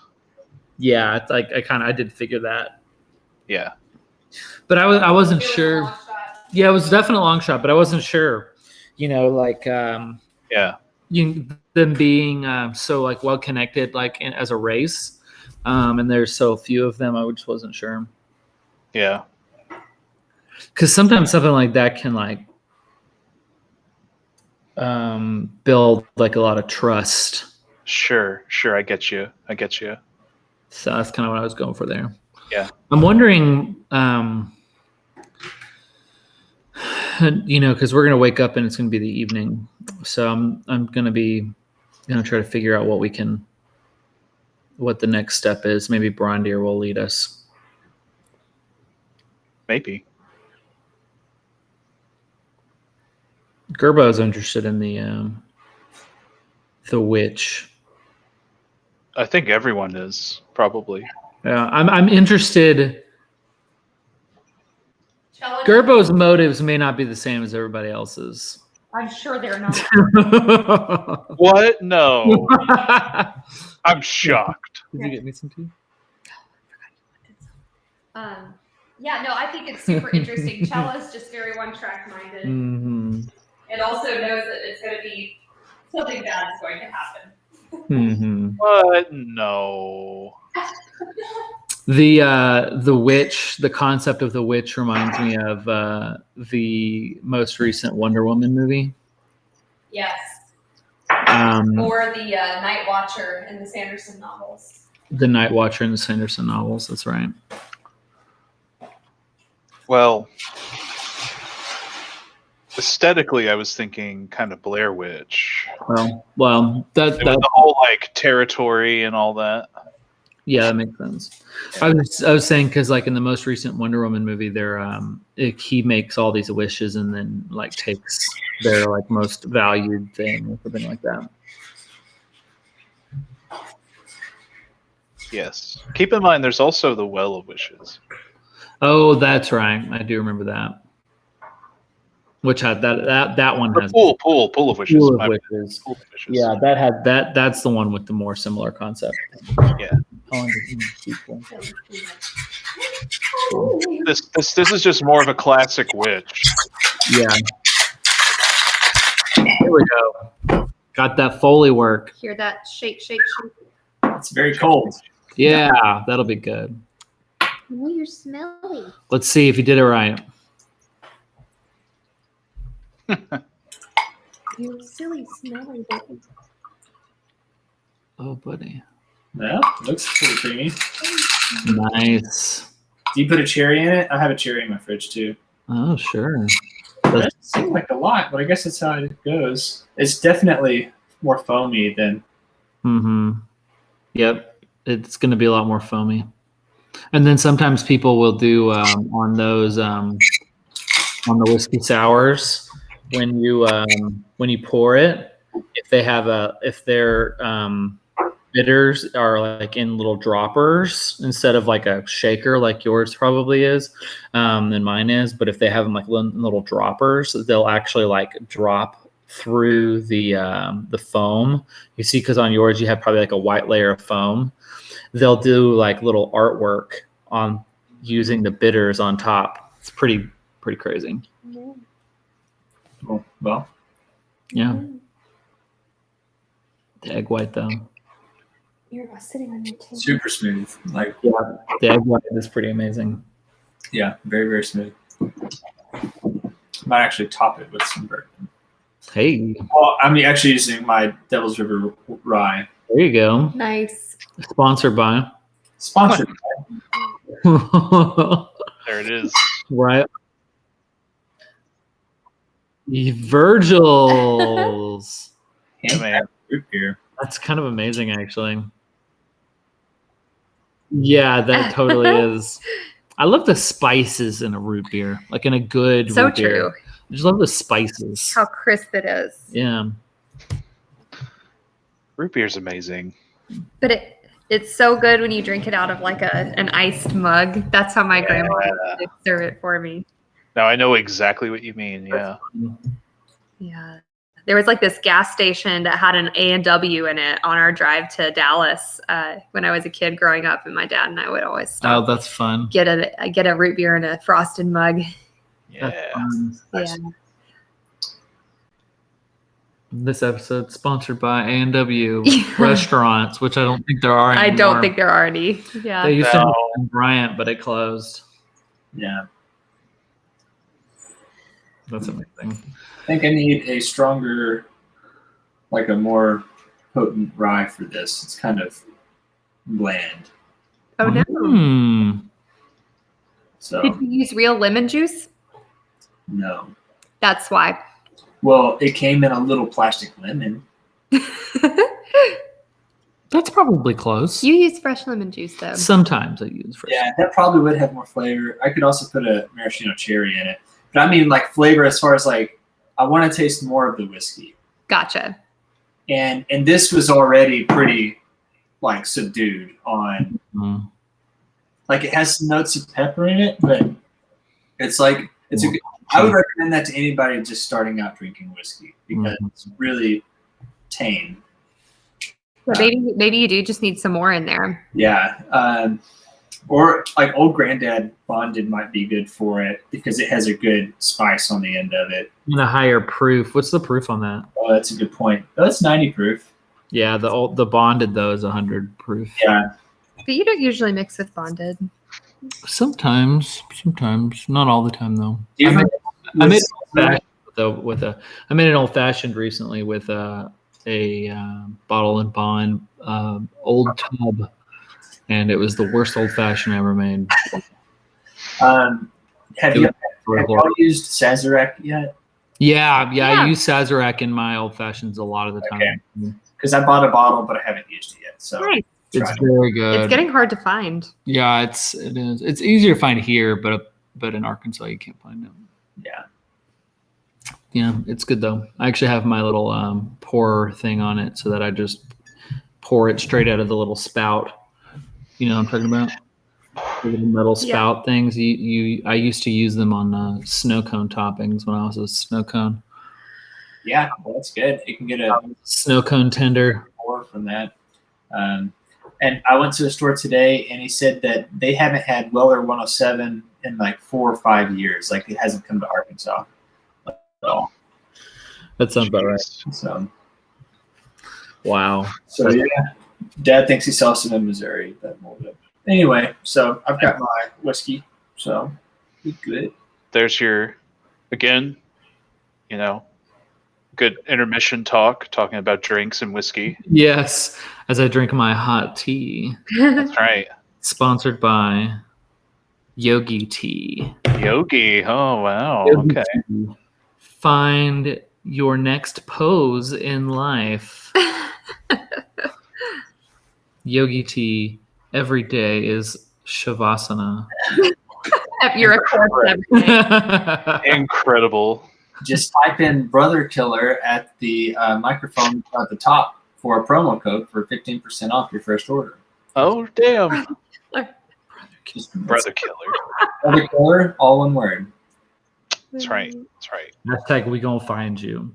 We gonna find you. All right. Love it. It's amazing. So before any transitions, Chella, as soon as you close your eyes, you're going to find yourself back in Bertrand's study. Yeah. Bertrand's going to be staring at you. He's going to ask, I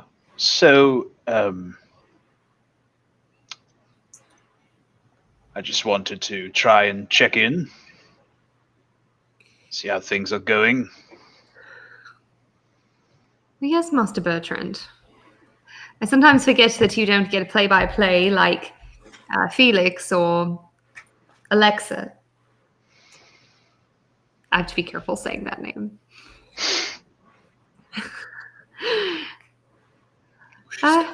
We've made it. Well, we've reached Deus, and we're trying to find the next portal. But I think that there may be a few tasks we have to accomplish first before we can locate it.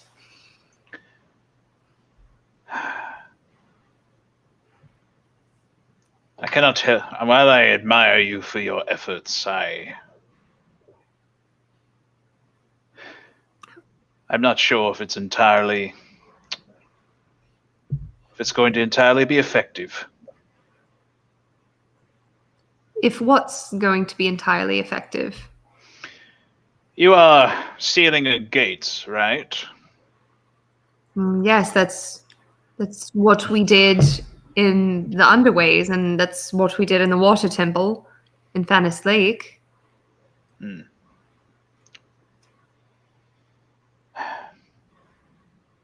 Felix and I used to traverse worlds, different places. We never did map out gates, as you call them, but I can tell you that any one world or plane can have potentially hundreds of them. Any one of them could be an avenue for anything to come in. Hundreds. Chella kind of like braces herself on the desk. Hundreds. Perhaps your plane is different. How should we know? If Alien can tell us if portals are near, but only once she's within a certain distance, I have no way to know how many there are here. I hadn't considered that there could be so many. And most are in inaccessible locations. And you think any of these could be used by Malcor or Belma or whoever the masked man is to travel wherever they please? It entirely depends. On what? Where the portal is connected to. More often than not, most portals are connected one way Some could be used for more general purposes. These temples, elemental temples you speak of, they sound as if they are gates that are connected in a more basic way, if that makes sense. To the elemental planes, a more predictable pattern. Correct. Hmm. It is one of my personal theories that many of the races that we know across planes, elves, dwarves, gnomes, humans, I suspect all of them may have very well found their way in most of the worlds they inhabit through portals. Why else? How else can you explain, across multiple planes, the same sort of language, the same general cultures, the same races? Follows to me, but I had truly never thought of it. Or it was only after meeting you that I knew of planes at all. I suppose that is true. Master Bertrand, why are you telling me this? I'm telling you this to prepare you and to steel yourself, because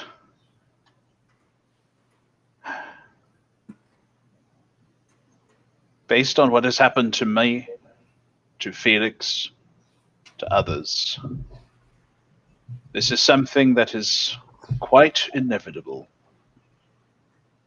So, you think all of this is in vain? All of the sacrifice that we've made, all the effort that we've spent, you think it's futile? Yes. Nothing is futile. What are we to do? Just simply wait and watch until the gods come to destroy everything that we know? I suppose you could run. That's what the queen. That's what the Ever Queen did. Run. To where? To the Fey realm? To an elemental plane? So that we can be enslaved by the likes of that fishmonger that we found in Fannis Lake? Where would we go? Your guess is as good as mine. Chella kind of like kicks at a pile of books that are sitting next to his desk. Yeah. And whenever you kick, and the pages,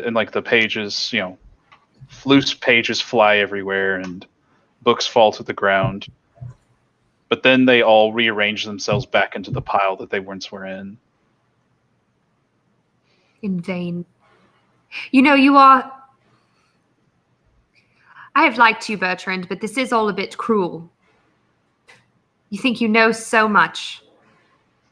And yet here you are taking away the only thing that I know to do to preserve my home. Haven't any other suggestions, haven't any other hope to offer me. She kicks the pile again.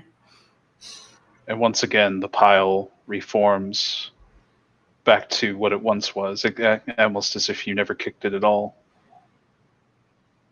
If you're so smart, then why did you and Felix and Alexa set us off on some wild goose chase, closing portals? First of all, I didn't set you off on any quest or journey. You're not affiliated with him, with Felix? Yes. I suppose you could say I am. But these days, it's not entirely willingly. I used to believe like you. And Felix does too. Still, I'm sure. That we could stop this, that we could somehow reverse the course, perhaps even destroy Malco and Pelora.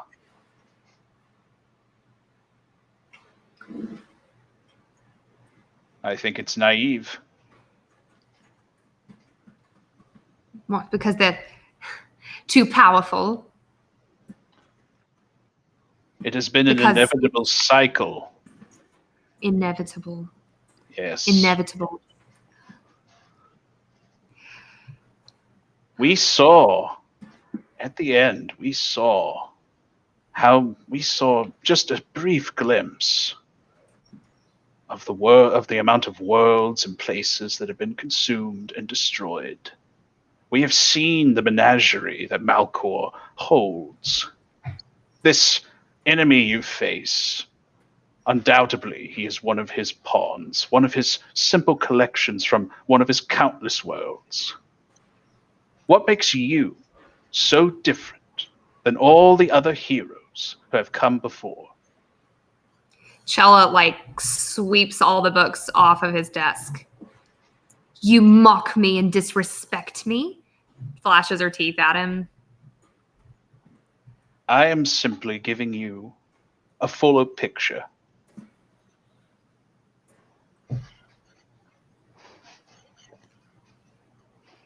I meant no disrespect.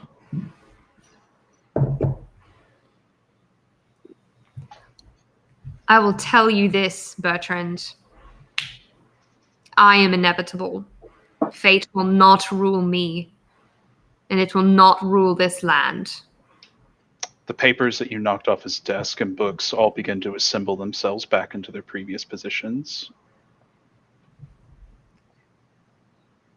Chella tries to pull herself out of the dream or the trance or whatever she's caught in.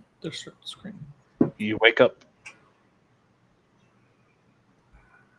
She's breathing hard and she rips the covers off of her in the bed and stands up and walks out of the room. Does Aphelion wake up? I'd say it's been in the real world probably a couple hours of sleep. Probably 4 or 5 hours. Aphelion, do you sleep?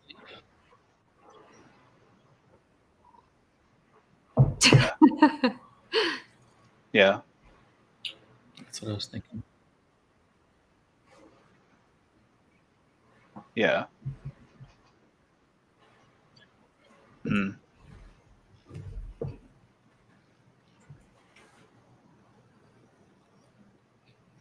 I'm trying to think what Chella does. I think she runs down the stairs, just mindlessly moving down the stairs, moving through the common room and out the front door, down into the streets to walk around, just fuming, breathing hard, not really seeing anything around her.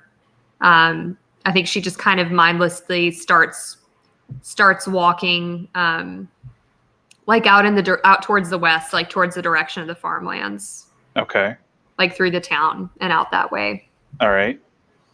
It's middle of the early. Oh, it's middle of the night. So you've actually.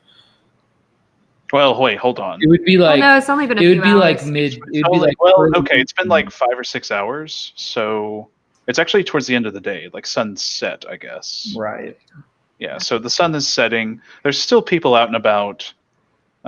There's even it appears Chella may not be entirely aware of this, and she's kind of in a bit of a rage, but there does seem to be in the courtyard a group of musicians that are kind of playing. Okay. There's some people that are kind of dancing about and such. I think Chella just moves as quickly as she can to the edge of town, really ignoring everything that's going on around her. And comes to the edge of town and it keeps going into the twilight. Okay. Until she finds some sort of tree that looks compelling. I don't know. Okay. I'm gonna say that as you're walking along through the field, there's just kind of open fields that you're walking through. You eventually do come across a lone tree that's kind of bent over, and it looks older, and it's doesn't have any leaves on it or anything like that. Anyway, there's your dark and somber tree. I think Chella kneels at the base of it and she starts the ritual that she does to connect with, to commune with nature and connect with the earth the way that she always did at home, the way that she did when she first arrived at Durin, when she knew that she wouldn't be outside for a long time, and just digs her hands into the soil and grips it and listens and breathes. Tries to feel the energy of the earth around her. And then she kind of says under her breath, like, to the earth,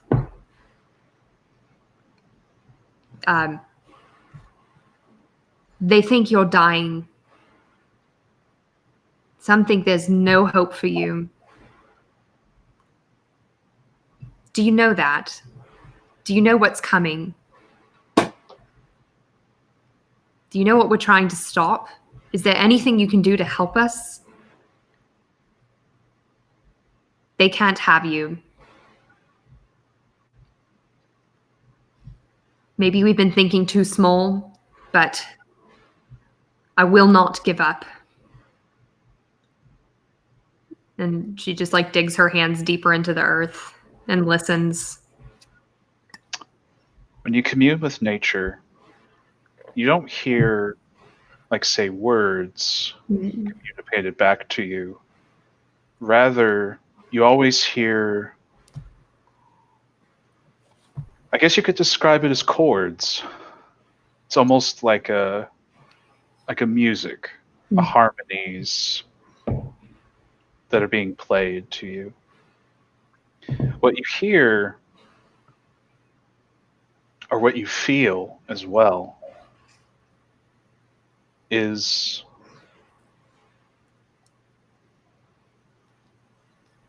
anger, to reflect your own.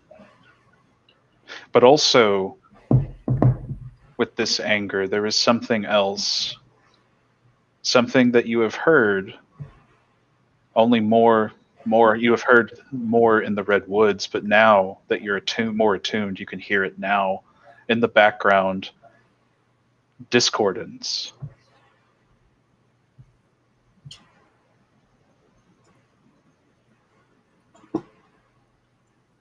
Not entirely well. Yeah, the corruption, I guess, of the soil and the earth. Yeah, so I think she stills her breathing and stills her heartbeat and breathes and meditates and catches herself, and her anger just kind of seeps out until she's calm again, and probably into the dark of the night. And she takes her hands out of the soil and dusts them off and starts slowly walking back in towards town. As you're walking back, you hear a loud snapping noise as the tree that you were communing with seems to be tearing itself apart. The limbs and branches are kind of shaking loose and cracking and falling to pieces. It's almost as if the rage that you felt had seeped into the earth went into it and found its expression.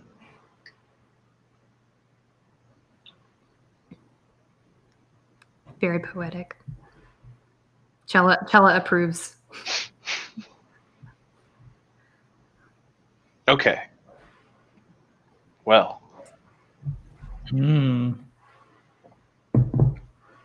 Chella, roll a perception check. Oh yeah, are we playing D&D? We are. This isn't just a therapy session. This is... Yeah, but yeah, exactly. Yeah, there's just some dice involved, and sometimes I have to pretend to be a goblin while I'm navigating you through the dark places of your psyche. It's fine. Right. Yeah, Chella's not really high in perception. All right. Okay. Well, you keep going, I guess. Yeah, nothing to see here. She'll walk straight back to the inn to find the others. Okay. Anything you want to do, Aphelion? Are you just awake now, or? Gotcha. I'm going to wake up a little early and head downstairs. Okay. And so I am hoping to catch like a happy hour crowd. Yeah, I'd say that you're probably right on time for like a happy hour dinner crowd. There's some the music that Cella was hearing earlier. You can hear it more loudly now, and it sounds as if people are getting more lively outside as well. Mm-hmm. In fact, I would say everybody is starting to probably hear, like in your rooms, probably starting to hear ambient like crowd cheering, dancing noises. Okay. Like it might be hard for Cella to go back to sleep. Oh, I don't think she can sleep. Fair Yeah. enough. Yeah. Yeah. So thieves can't. Is that something that people like? What does everybody else hear? Isn't it just like every third or fourth word is like a cue word? Like you use real words that are. Well, I mean, thieves can be whatever. Yeah, it's like a lot of slang and code words. Yeah. Now, you don't necessarily have to come up with an actual slang or code words. Right. You can just say you're going to try and communicate in thieves' cant. Okay. So I come downstairs. It's going to be in writing or in words, or it was going to be in words. Okay.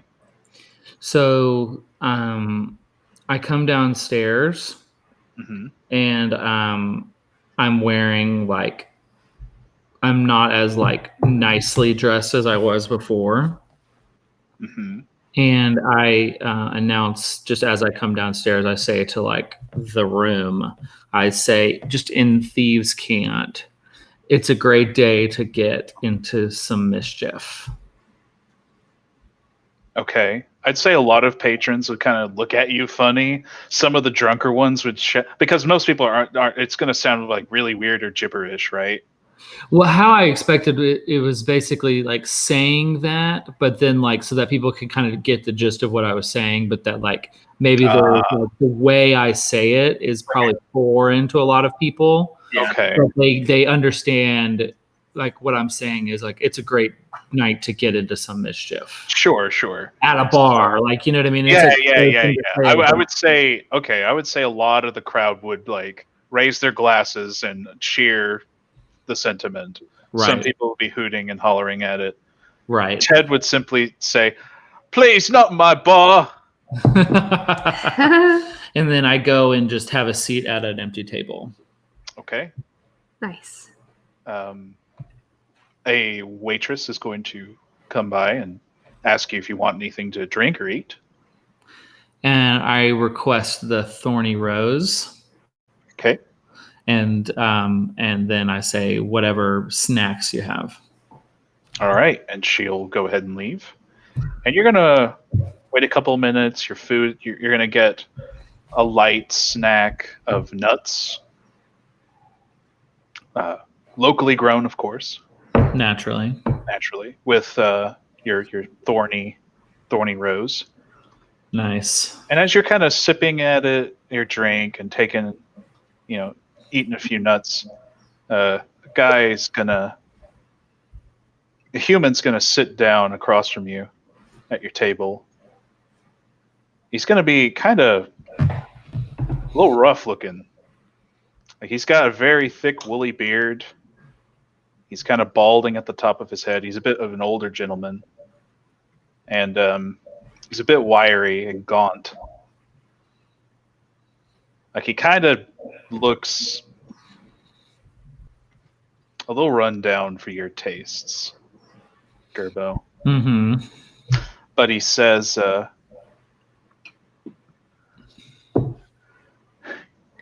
you know the cat?" And I take a drink of my thorny rose, and I just look at him. I don't say anything. Yeah. All right. What can I help you with? And as he's saying this, he's going to pull out 3 little cups, Mm-hmm. and he's going to have a little ball.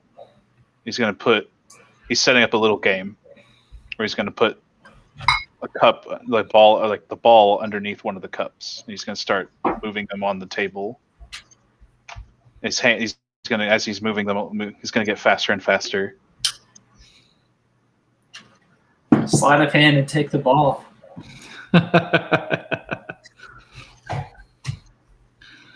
Okay. What are you interested in? And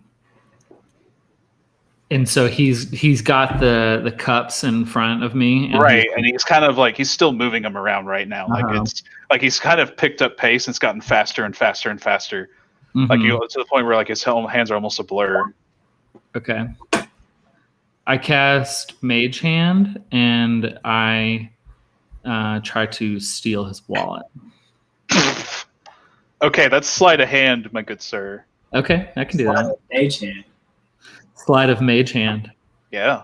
And this is just as a like obviously he's flexing, so I'm going to flex, basically. Sure. Okay. 25. Oh my god. Yeah. Flex on him, baby. So I just say he says Hold on now. Okay, Let me roll his No, that's good. That's fine. Let me roll a possible defense. It's unlikely. Hope you stretched. No, yeah, he didn't do anything against that. So he said, "What are you interested in?" Right? Yeah. And then I show his wallet, and then I put his wallet on the table. He stopped. Like the cups all stop. Perfectly still. When he sees that, he says, "Oh, good move." I don't say anything. I just I have his wallet and I put it on the table, and then I look at him. I say, "We both have games." Well, yours is better than mine." He's going to take his wallet. His money pouch, we should say. Wallets aren't really a thing, I don't think. His pouch, his coin. I guess they could be, but at any rate. I say to him, obviously we're speaking in thieves' cant, but I say to him, what is your presence here? My presence? Well, you can't be the only one. There's a few of us, but not terribly much. Mostly a bunch of, mostly old geezers like me. I say to him, I said that, well, have you been hired recently for anything?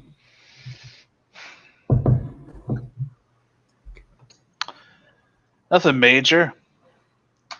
Though, between you and me,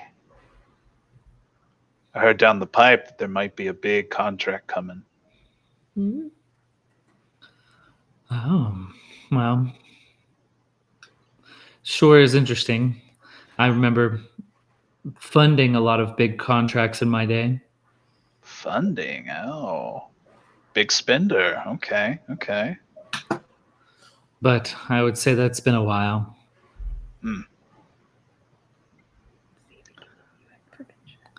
What do you know about the Lord? What, Ed? No, Jesus Christ. Our Lord and Savior Jesus Christ. May I share this track with you? May I share this track with you?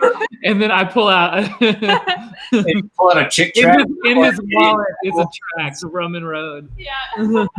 You sleight of hand a Gideon Bible inside of his wallet. Oh man, a rogue Christian missionary. Oh man. There we go. Sneaky as heck. That's okay. Genuinely funny. I can vibe to that. All right. That's good. About the Lord. Oh man, a mission mercenary. That's so good. Well, did a bit of adventuring in his time.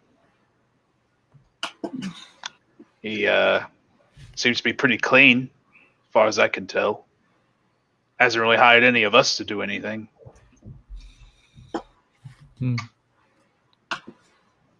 It seems like a lot of the farmers are upset about the taxes. Yeah. Yeah. Has that affected your jobs at all? Well, for now it hasn't. But if you ask me, I think this whole festival thing is kind of a way to calm people down. I don't think it's going to work, though. There's plenty of distraction here. Yeah. I'm surprised that this isn't prime for mischievous work like you do here. Let's just say that there are a few folks that I've heard of that are considering some offers on our way. Who would I, if I was interested in joining their adventure, what who would I need to talk to?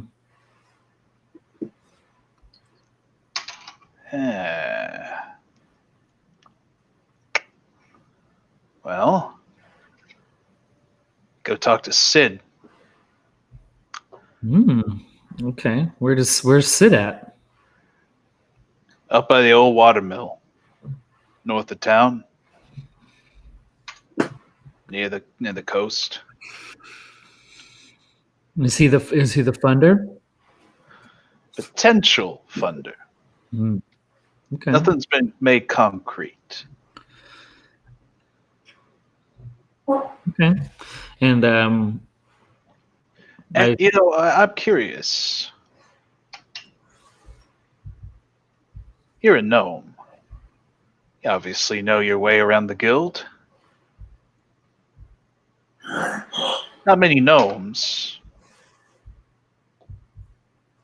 You Gerbo? I just look at him and I say, "Where do you know that name from?"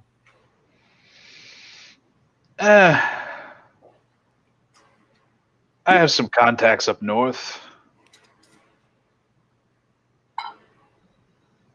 Have you talked to them recently? I know someone went and off the Lord Lawson up there. Yeah, that's a shame. Yeah. I got out of town. I couldn't handle the emotions and being there with everyone being so it was just too much for me. Yeah. Yeah. Real emotional. You strike me as a very emotional guy. You better be rolling deception. And I stand up and I have a couple of coins from his coin purse and I put it on the table and I say, "Thanks for the bill." And I walk out. Thanks for the bill. Mm-hmm. Thanks for the bill. Yeah, because he paid with, I paid for the drinks with the coins from his coin purse. Oh. Thanks for the drinks. Yes. Sure. Thanks for bill isn't like the paycheck. Oh, Like but yeah. sorry. That doesn't exist in this fantasy world, but Yeah, well, right. thanks for the drinks. Sure. Okay. You better be careful. Thanks for the bill loan. Thanks for the bill. Lots of bills. Bill Long. Sir Bill Long. Have you heard of Sir Bill Long? You belong. Are you actually asking him? No. Okay. No, I don't want Bill to get caught up in this. I don't want Bill to get questioned. Gareth just turned into like a Western cowboy. Like Yeah, he kind of did. he turned on his sister's inside the Thieves Guild. Yeah. That's right. I was clothed, just so that I think I mentioned that I had clothes on. Where'd you hear that name? Yeah. Where'd you hear that?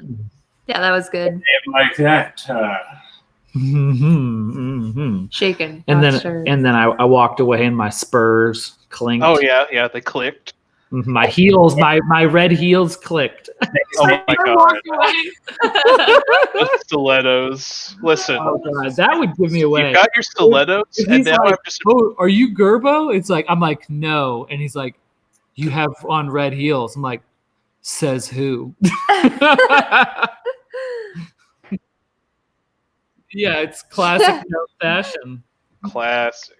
I wonder if that one thing will let you put spurs on heels. I can't remember the name of the Oh, Hero Forge. yeah. forge. Yeah. I'm just imagining Gerbo now, like with his his beard with his mustache like twirled, and he's got like a 10-gallon hat, comedically oversized, with his.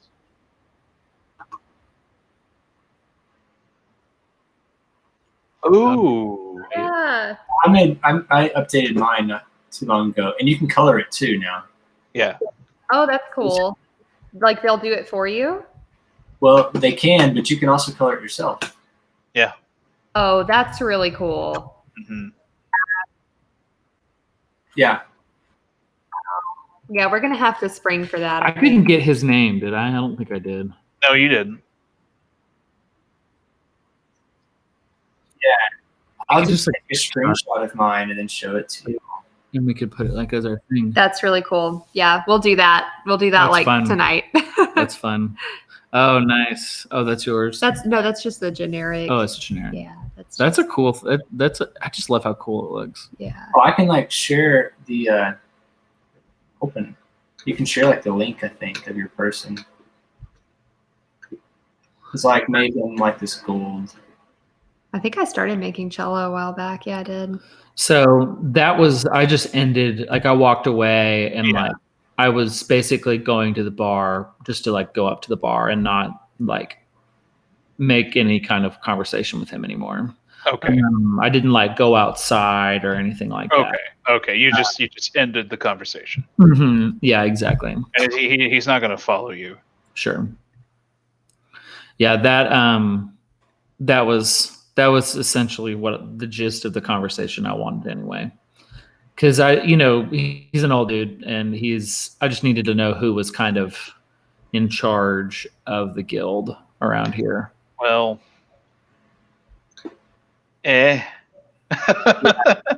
Exactly, and that's kind of the gist that I got, is that there used to be one, but it's more of the same people just that have aged, but there's something coming up, but we don't know. Yeah. Cool. That's right. That's right. Remember Sid. Yeah, I wrote that down. Okay. Because he seems like, if anything, a person for information. Right. Okay, so I don't trust him at all. So we going to progress towards when people wake up. What do you think? There would be a stable, yeah. You can go and buy horses with. Oh, this is great. You're right, it is colored. Oh my god, this is amazing. It looks like freaking. Okay, sorry, we're getting a little distracted. I got very pulled in after Zach said to think about Hero Forge. I was like, great. what? This reminds me of Small Soldiers, the movie Small Soldiers. Yeah, it kind of does. I could see it. Dude, He's got his ring on his pinky. this is great. Oh yeah. A And nod then- to the heed. They've invested money in it. That's- It didn't used to look this. No, Like they've they've gotten good Mhm. business. Yeah, they've had to have gotten good business. And he's got the Sun Eater's half plate, and then the fire gauntlet on his right arm, which I've kind of forgotten about. Yeah, I did But- too. Not That's gonna lie. really cool. So he's got a fire gauntlet and a water walking ring. Uh-huh. Yeah, it's And kinda then- nuts. Yeah, and a fire pendant too somewhere. Oh yeah, the fire pendant. And then so the axe has that green color, which is his family's color, and he doesn't have his cloak anymore. Ooh, I just put him on a motorcycle. Nice. There are high heels now, so you can do that. Oh my god! Oh, they have a dire wolf. I'm sorry, I didn't mean to get off base. But No, okay, all right. I'm back. This I'm is back. I'm back. great. So, Aphelion, you're wondering if they have horses? Yeah, you could buy horses.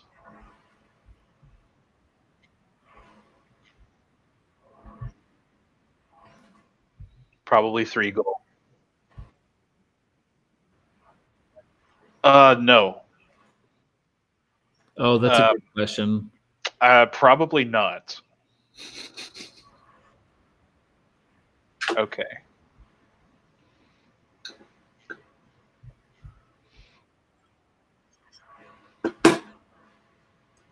I would say for all 3 of them, it would be 2 gold. Cool. Because keep in mind, gold's a lot of money. Like, yeah. So I mean, most things are in D&D world, like mundane places would be like silver and copper. Mm-hmm.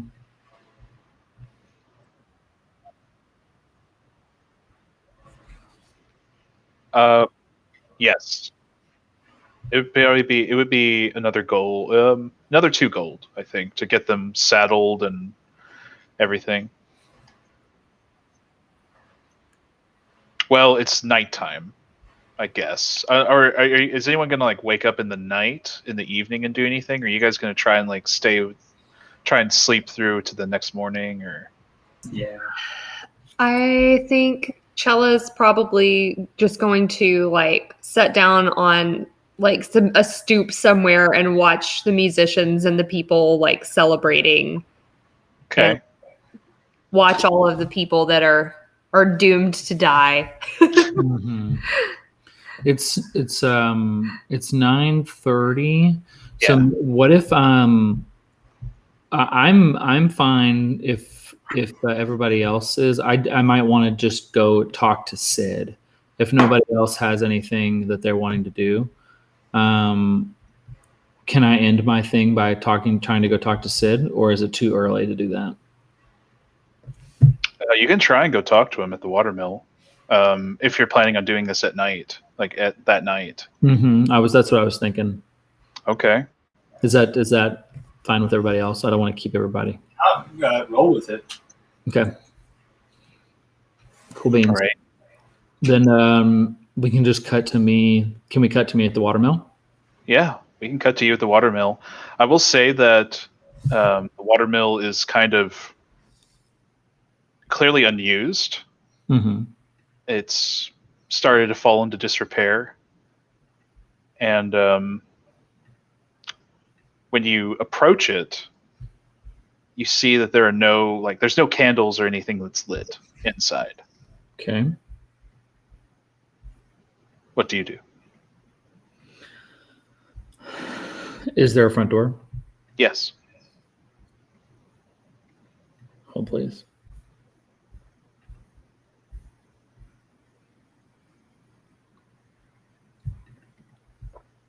Sorry, I'm before I did anything, I wanted to recap what I have in my my arsenal here, Okay. just so that I'm prepared to do something if something comes up. Yeah. Okay. I'm going to rap on the door. Okay. And I say in Thieves' Cant, I hear you have work for those with skill.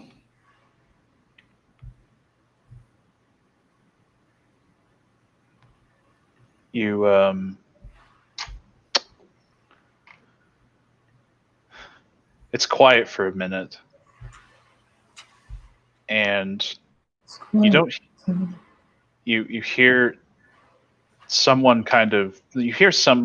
like wood creaking of someone moving around inside the watermill, and the door opens just a hair, and then you just see an eye, one eye looking at you through the slit, and they say, "Who's asking?"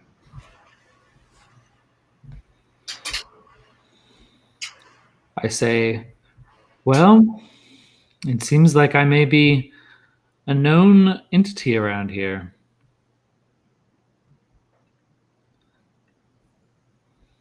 He'll look down. Did you just seriously say gnome entity? God. Oh. Done. Done. Walk away. It's like, please never say that. Oh yeah, I get it. The door opens, and you see a big, burly, bald human looking at you. Pretty rough around the edges type of character. He says, "What can you do?" I cast Misty Step, and I appear behind him. Nice. Okay. What? Huh. He's gonna look behind him and see. And when he looks behind him, I am Ted, the barkeeper. Oh, are you like using disguise self? Mm-hmm. But I'm talking in Gerbo's voice, and I say a couple of things.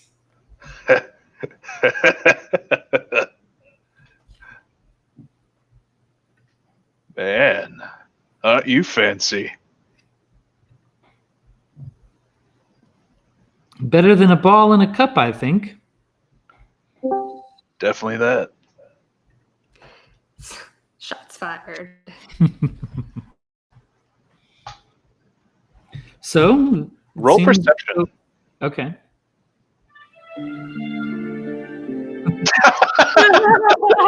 That was good.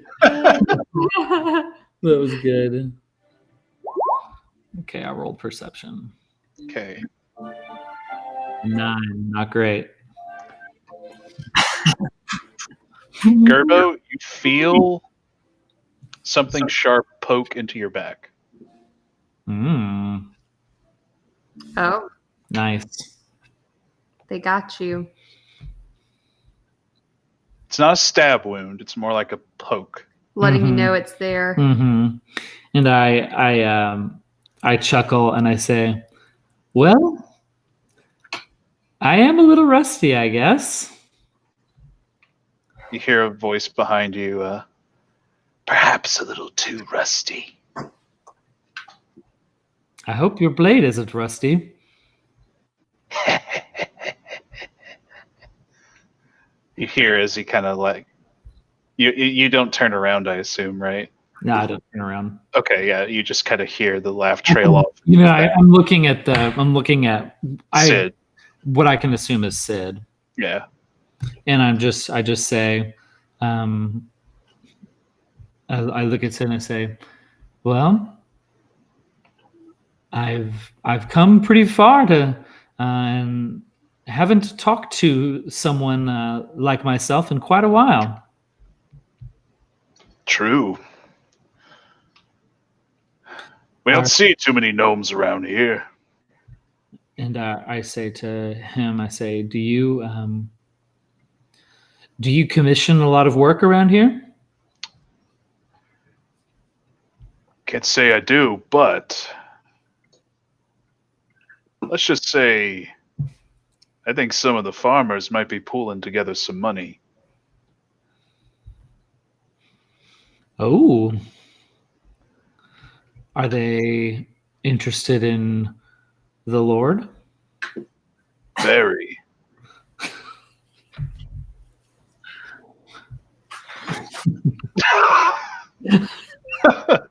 It's so hard to not say it now. The Lord. Are they The Lord. are they interested in our Lord and Savior Jesus Christ? Our Lord and Savior, So hard to not not Lord Edwin. You can say that. Lord Edwin. There you Yes. The Lord. go. Oh God, that's so damn funny. Okay. Are they interested in Lord Edwin? Yes, very. It They're not seems, quite sure what to do with him yet, though. it seems like he's very disliked around here.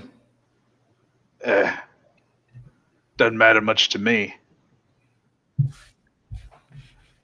But, yeah, anyone who has to collect money or resources. I don't think anyone likes taxes. It seems like he's doing well for himself despite everybody else's plunder. Yeah. I guess Again. that's how it goes sometimes. Yeah, how it goes. I mean, I don't know if they want to kidnap him. I don't know if they want us to burn down his manor. Maybe just to send a message, scare him. They haven't exactly told me what they want to do yet. Hmm. How much money are we talking? Well, right now, I think the pot is about 1,000 gold. I've seen bigger. Hey, that's pretty big for a town like this. That's true. I'm sure it is. Could buy you 1,000 horses, it seems. I don't know what I want with 1,000 horses, but yeah, I guess. You're a funny one. I've seen 1,000 horses, and it's a sight to behold. Who are you anyway? What's your name? Oh, I thought you would know me. I don't like to assume. What's your name? Well, I come from the north, and they. I was Gerbo. Gerbo. I'll just tell you. Fine. I thought so. I feel the blade is slowly pressing harder, and it seems like you wanted my real answer. So are you interested, Gerbo? I'm interested in the solution, maybe not their method.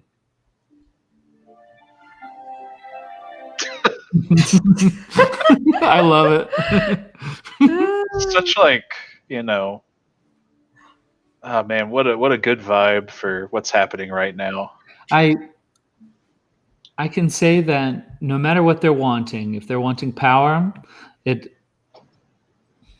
death is not the solution. It's just wait, Gerbo's saying this? Gerbo is saying this. This is a thing for sure. Wow. Hey. Doesn't matter to me, so long as,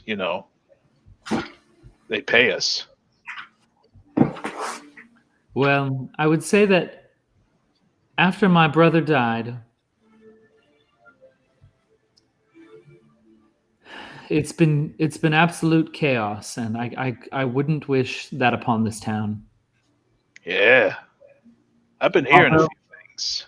Although a person like yourself could benefit from that kind of chaos, couldn't you? Yeah. Probably. We usually find ways. Well, there's also, if you're interested in this, I don't know about this whole pirate situation, but if that ever clears up, might be some good money and getting some goods, if you know what I'm saying.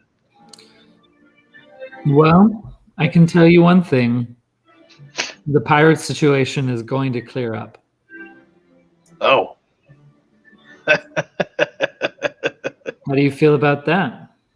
Yeah, that'd be great. Another good source of income. How do you think I got here?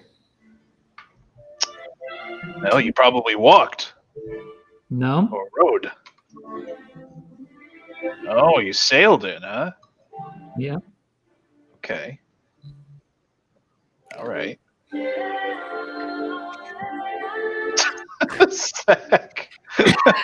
Absolutely amazing. I love it. I love it. And every time the audio comes up higher, it's cutting to like B-roll of me like sailing or doing something. Like, Oh yeah. Totally. so good. So good. And so I say to him, I say, well, Sid, Zach and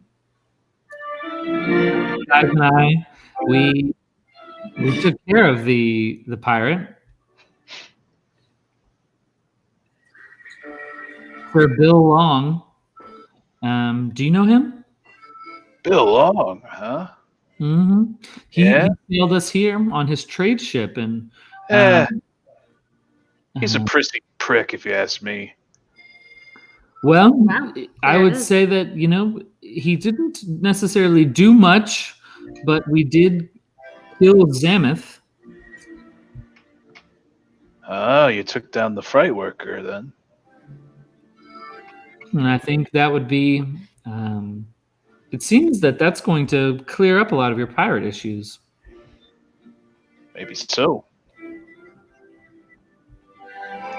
I'm just saying that you obviously have talent.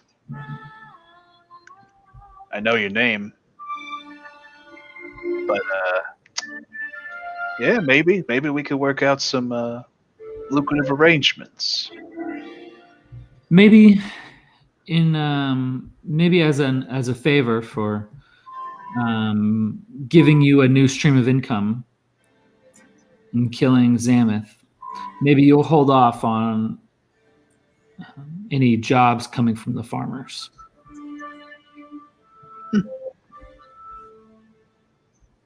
That's all you want, huh? Like I said, I've had power. I've seen people killed for power, and it doesn't give them what they want.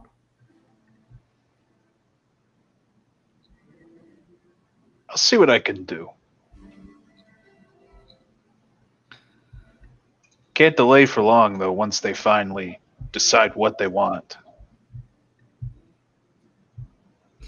Well, I would rather it be them that take the action than them hire someone not like us. We have a bad enough reputation as it is.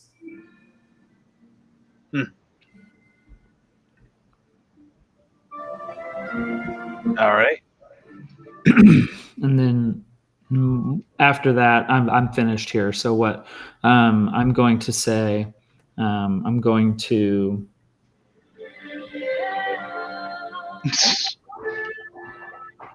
I am going to. What I'm going to do is cast Shadow Blade. Oh shit! I'm going to cast Shadow Blade, Yeah. and then like imagine like I've been standing just kind of like this, looking, and I cast Shadow Blade, and then like swing it behind me and cut the sword. I'm trying to cut the sword that's like in my bag. Now, okay. Basically, like doing it like that, where I'm like so that it like I'm just trying to like flex back to that person. Sure. Okay. You do that. Not like trying to kill anybody or anything like that. Okay. I was really scared there for a second. Yeah, no, I'm not. Yeah, that's not the point here. I'm just trying to kind of be like, like be a badass. Yeah, exactly. Okay. I'll say that you do that, and you kind of it's almost like a little twirl as you cut. Mm-hmm.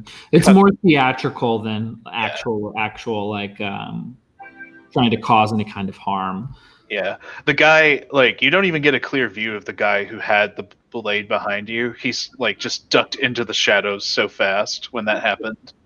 Which is that's totally fine. I'm not interested in him. Yeah. He's just some, like, henchman. You just hear him kind of shriek. Yeah, exactly. That's literally that's Exactly what you would expect. yeah, that's exactly what I was expecting. So Right. I wasn't. Okay. So and then I'm gonna as I leave, I'm going to just say to him, and thieves can't. I've been to this point, I've been speaking in just regular common or whatever. Yeah. And then but purposely saying in like thieves can't until next time. Nice. Okay. And then make my way back to the inn. All right. That is what I want. That's what I wanted to do. Mm. Kind of get the lowdown from Sid. I felt like he would have kind of some town goss, Okay. Hot goss. that hot tea. Chella. Roll perception again. There's something he really wants me to perceive. They're mushrooms. Ancient mushrooms. Marginally better. Okay. As you're watching like the people doing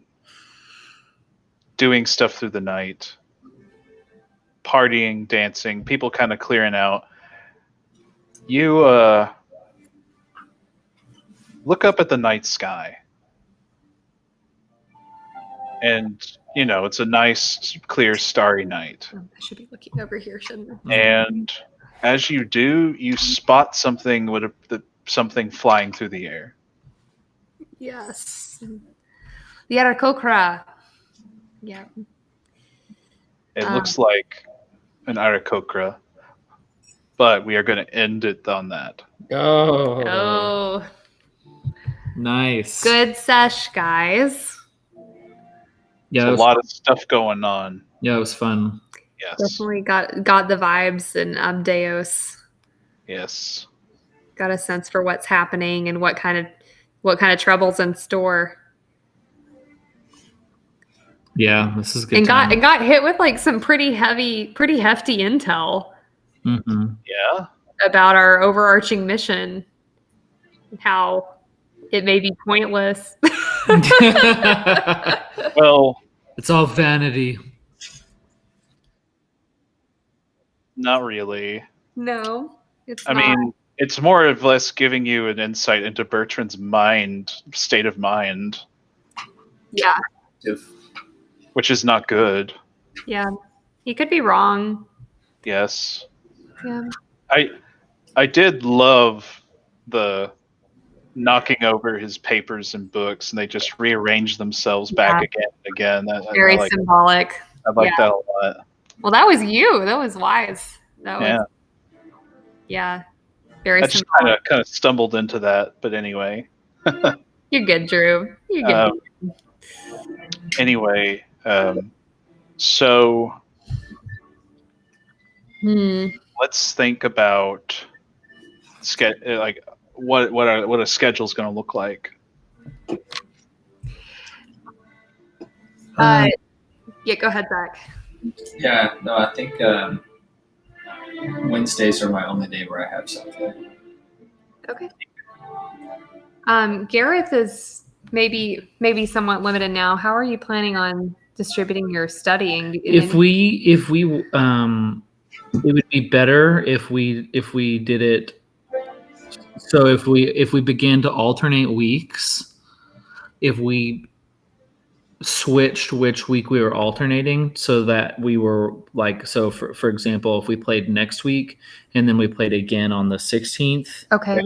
And then because the way my schedule is I have I work 4 days of 10-hour days, and then this other week I work 5 8-hour days. Okay. And so if we did it on a week where I have an 8-hour day, it would be easier on my schedule because I would be able to study during. I would still have time to study those days.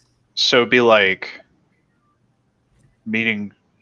So it'd be one like week, following week, 2 weeks after, week following week. Oh, 2 no, weeks no, no. after. No? So it would be like so for example, and if we were to do 2 weeks from today, the 9th, that would also be on my 10-hour week schedule. So if we were to say, for example, play again next week, then then switch off every 2 weeks, like doing 2 weeks. Oh, okay. You know what So I'm saying? So okay, that, I see what you're saying. So we would just move to a bi-weekly. yeah, Gotcha. that would be fine for me. Yeah. And then depending on what my schedule looks like time wise, we could potentially fit something like closer in.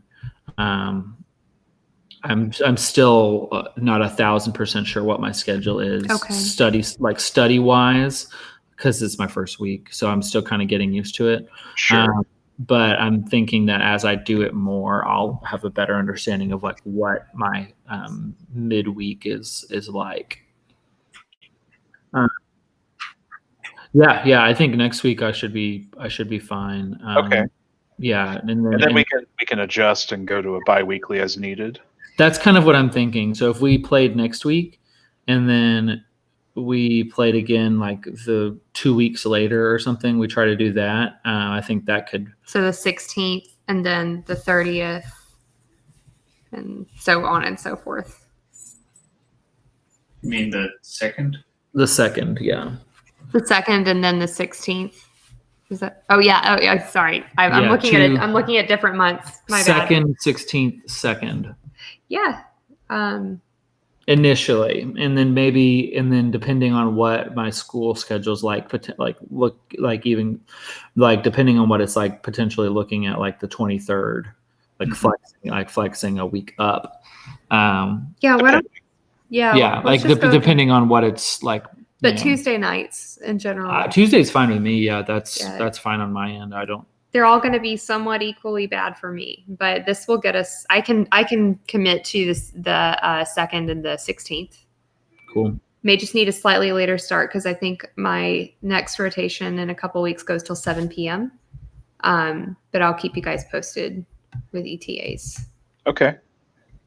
So cool. Okay, I'll put those in the calendar. Groundhog Day next week. Believe it or not. I know we wrapped up, but can I do like a 5-minute sesh real quick? Yeah.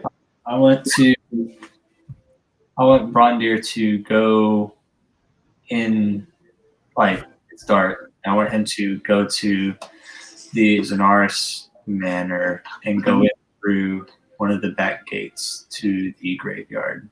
Okay. And I will tell you that, well, first I'll do a perception check to see. Yes. Before. Are you looking for what? Just if anybody's around or would notice me, because I kind of want to come in and out unseen. There are a couple of guards posted up around the manor, but they don't seem particularly attentive tonight. In fact, one of them has actually actively walked away from his post and is talking to the other one. Yeah, I just kind of want to round the edge of the boundary and just kind of walk through the graveyard and be looking for Nadia's headstone. You don't find it. Interesting. Do I recognize any of the other names? Or I guess how long ago was it since Nadia's father passed? You do recognize Nadia's dad. So it would be Edwin's. Yeah, the previous lord. Mm-hmm. Then you also notice Nadia's sister has passed, and a name you do not recognize, but you assume might be perhaps either Nadia's or perhaps her sister, one of her children.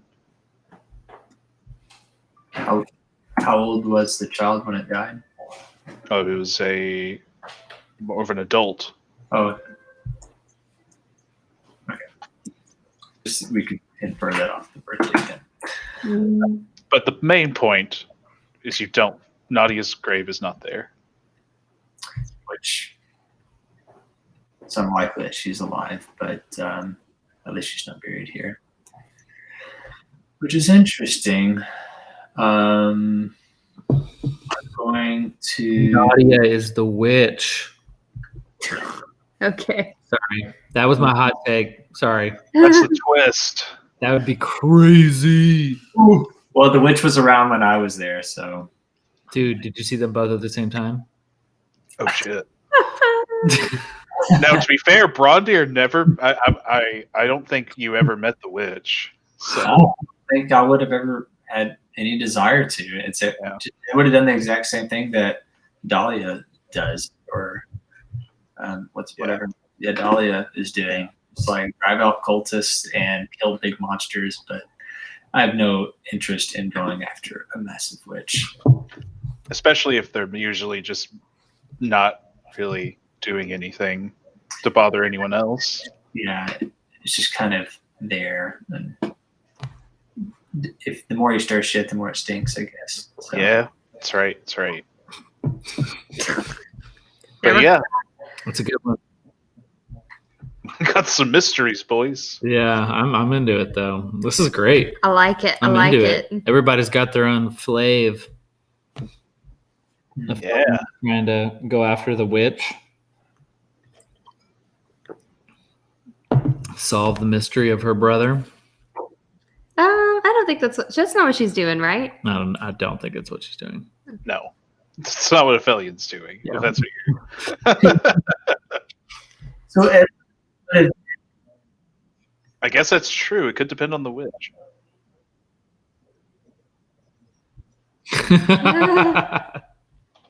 so Edwin would have been Nadia's nephew? Yes. Gotcha. Cool.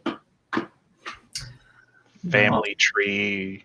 Family tree. Well, got some thinking to do. That'd be amazing. No, I have not considered the family tree that far. I am not George R. R. Martin. Mm. I need at least 15 Edwins. This is Edwin the 15th. There you go. Oh. Well, I'll slip out and I'm going to go to the mother tree and eat that fruit. Oh. Okay. And that's how I want to end out my night. Yeah. No, that's a good way. You eat it. You eat the fruit under the shade of the tree, under a starry night sky, and you're probably still looking at that mark. Yeah. Reminiscing. Cool. Yeah. Nice. Much different feeling for Brondir. Yeah, Brondir has gone through a very somber track. Yeah. But hey, it's not absolute despair. No. There's It's got better. closure. Yeah, there's some closure. It's a slow rebound. It's not a V, but No. it's a subtle U. Yes. With a few little speed bumps in between. With a few speed bumps in between. Yeah. Well, Better. Oh, I raised my bad deck? No. I'm doing better. Oh. Attached to Gerbo for forever. Ah, That's a bummer. Your arch nemesis. You're attached to your arch nemesis for the rest of your life. Well, To be fair, I think now then you have Chella, where basically someone's just whispering in her ear, "Oh, by the way, everything might be pointless." yeah, but This is all a All simulation. the stuff you've been through. Didn't matter anyway. Everyone's going to die. The planet is doomed. Yeah. I don't know. He could be wrong. It sounds so naive. It just sounds Jet's absorbed in her Wrong. hero forge. No, I'm still talking. I know, but I'm just saying that I am working on my hero forge. I'm going to send it to you guys. I'm basically done. Nice. Love it. I'm basically done, and it's Well, that was good. I think everybody had a lot of good moments. Yeah, I agree. good. Yeah, very balanced, very good. Cool. All right, All right, dudes. Well, Yeah. see y'all next week we'll see you next week. on Groundhog Makes Day. me happy to say. Hopefully, we don't repeat the same thing over and over. No. I don't want to live through 2020 again. Yeah. Exactly. Yeah, let's not. Not again. Nice. All right. Chat soon. Bye, guys. See ya.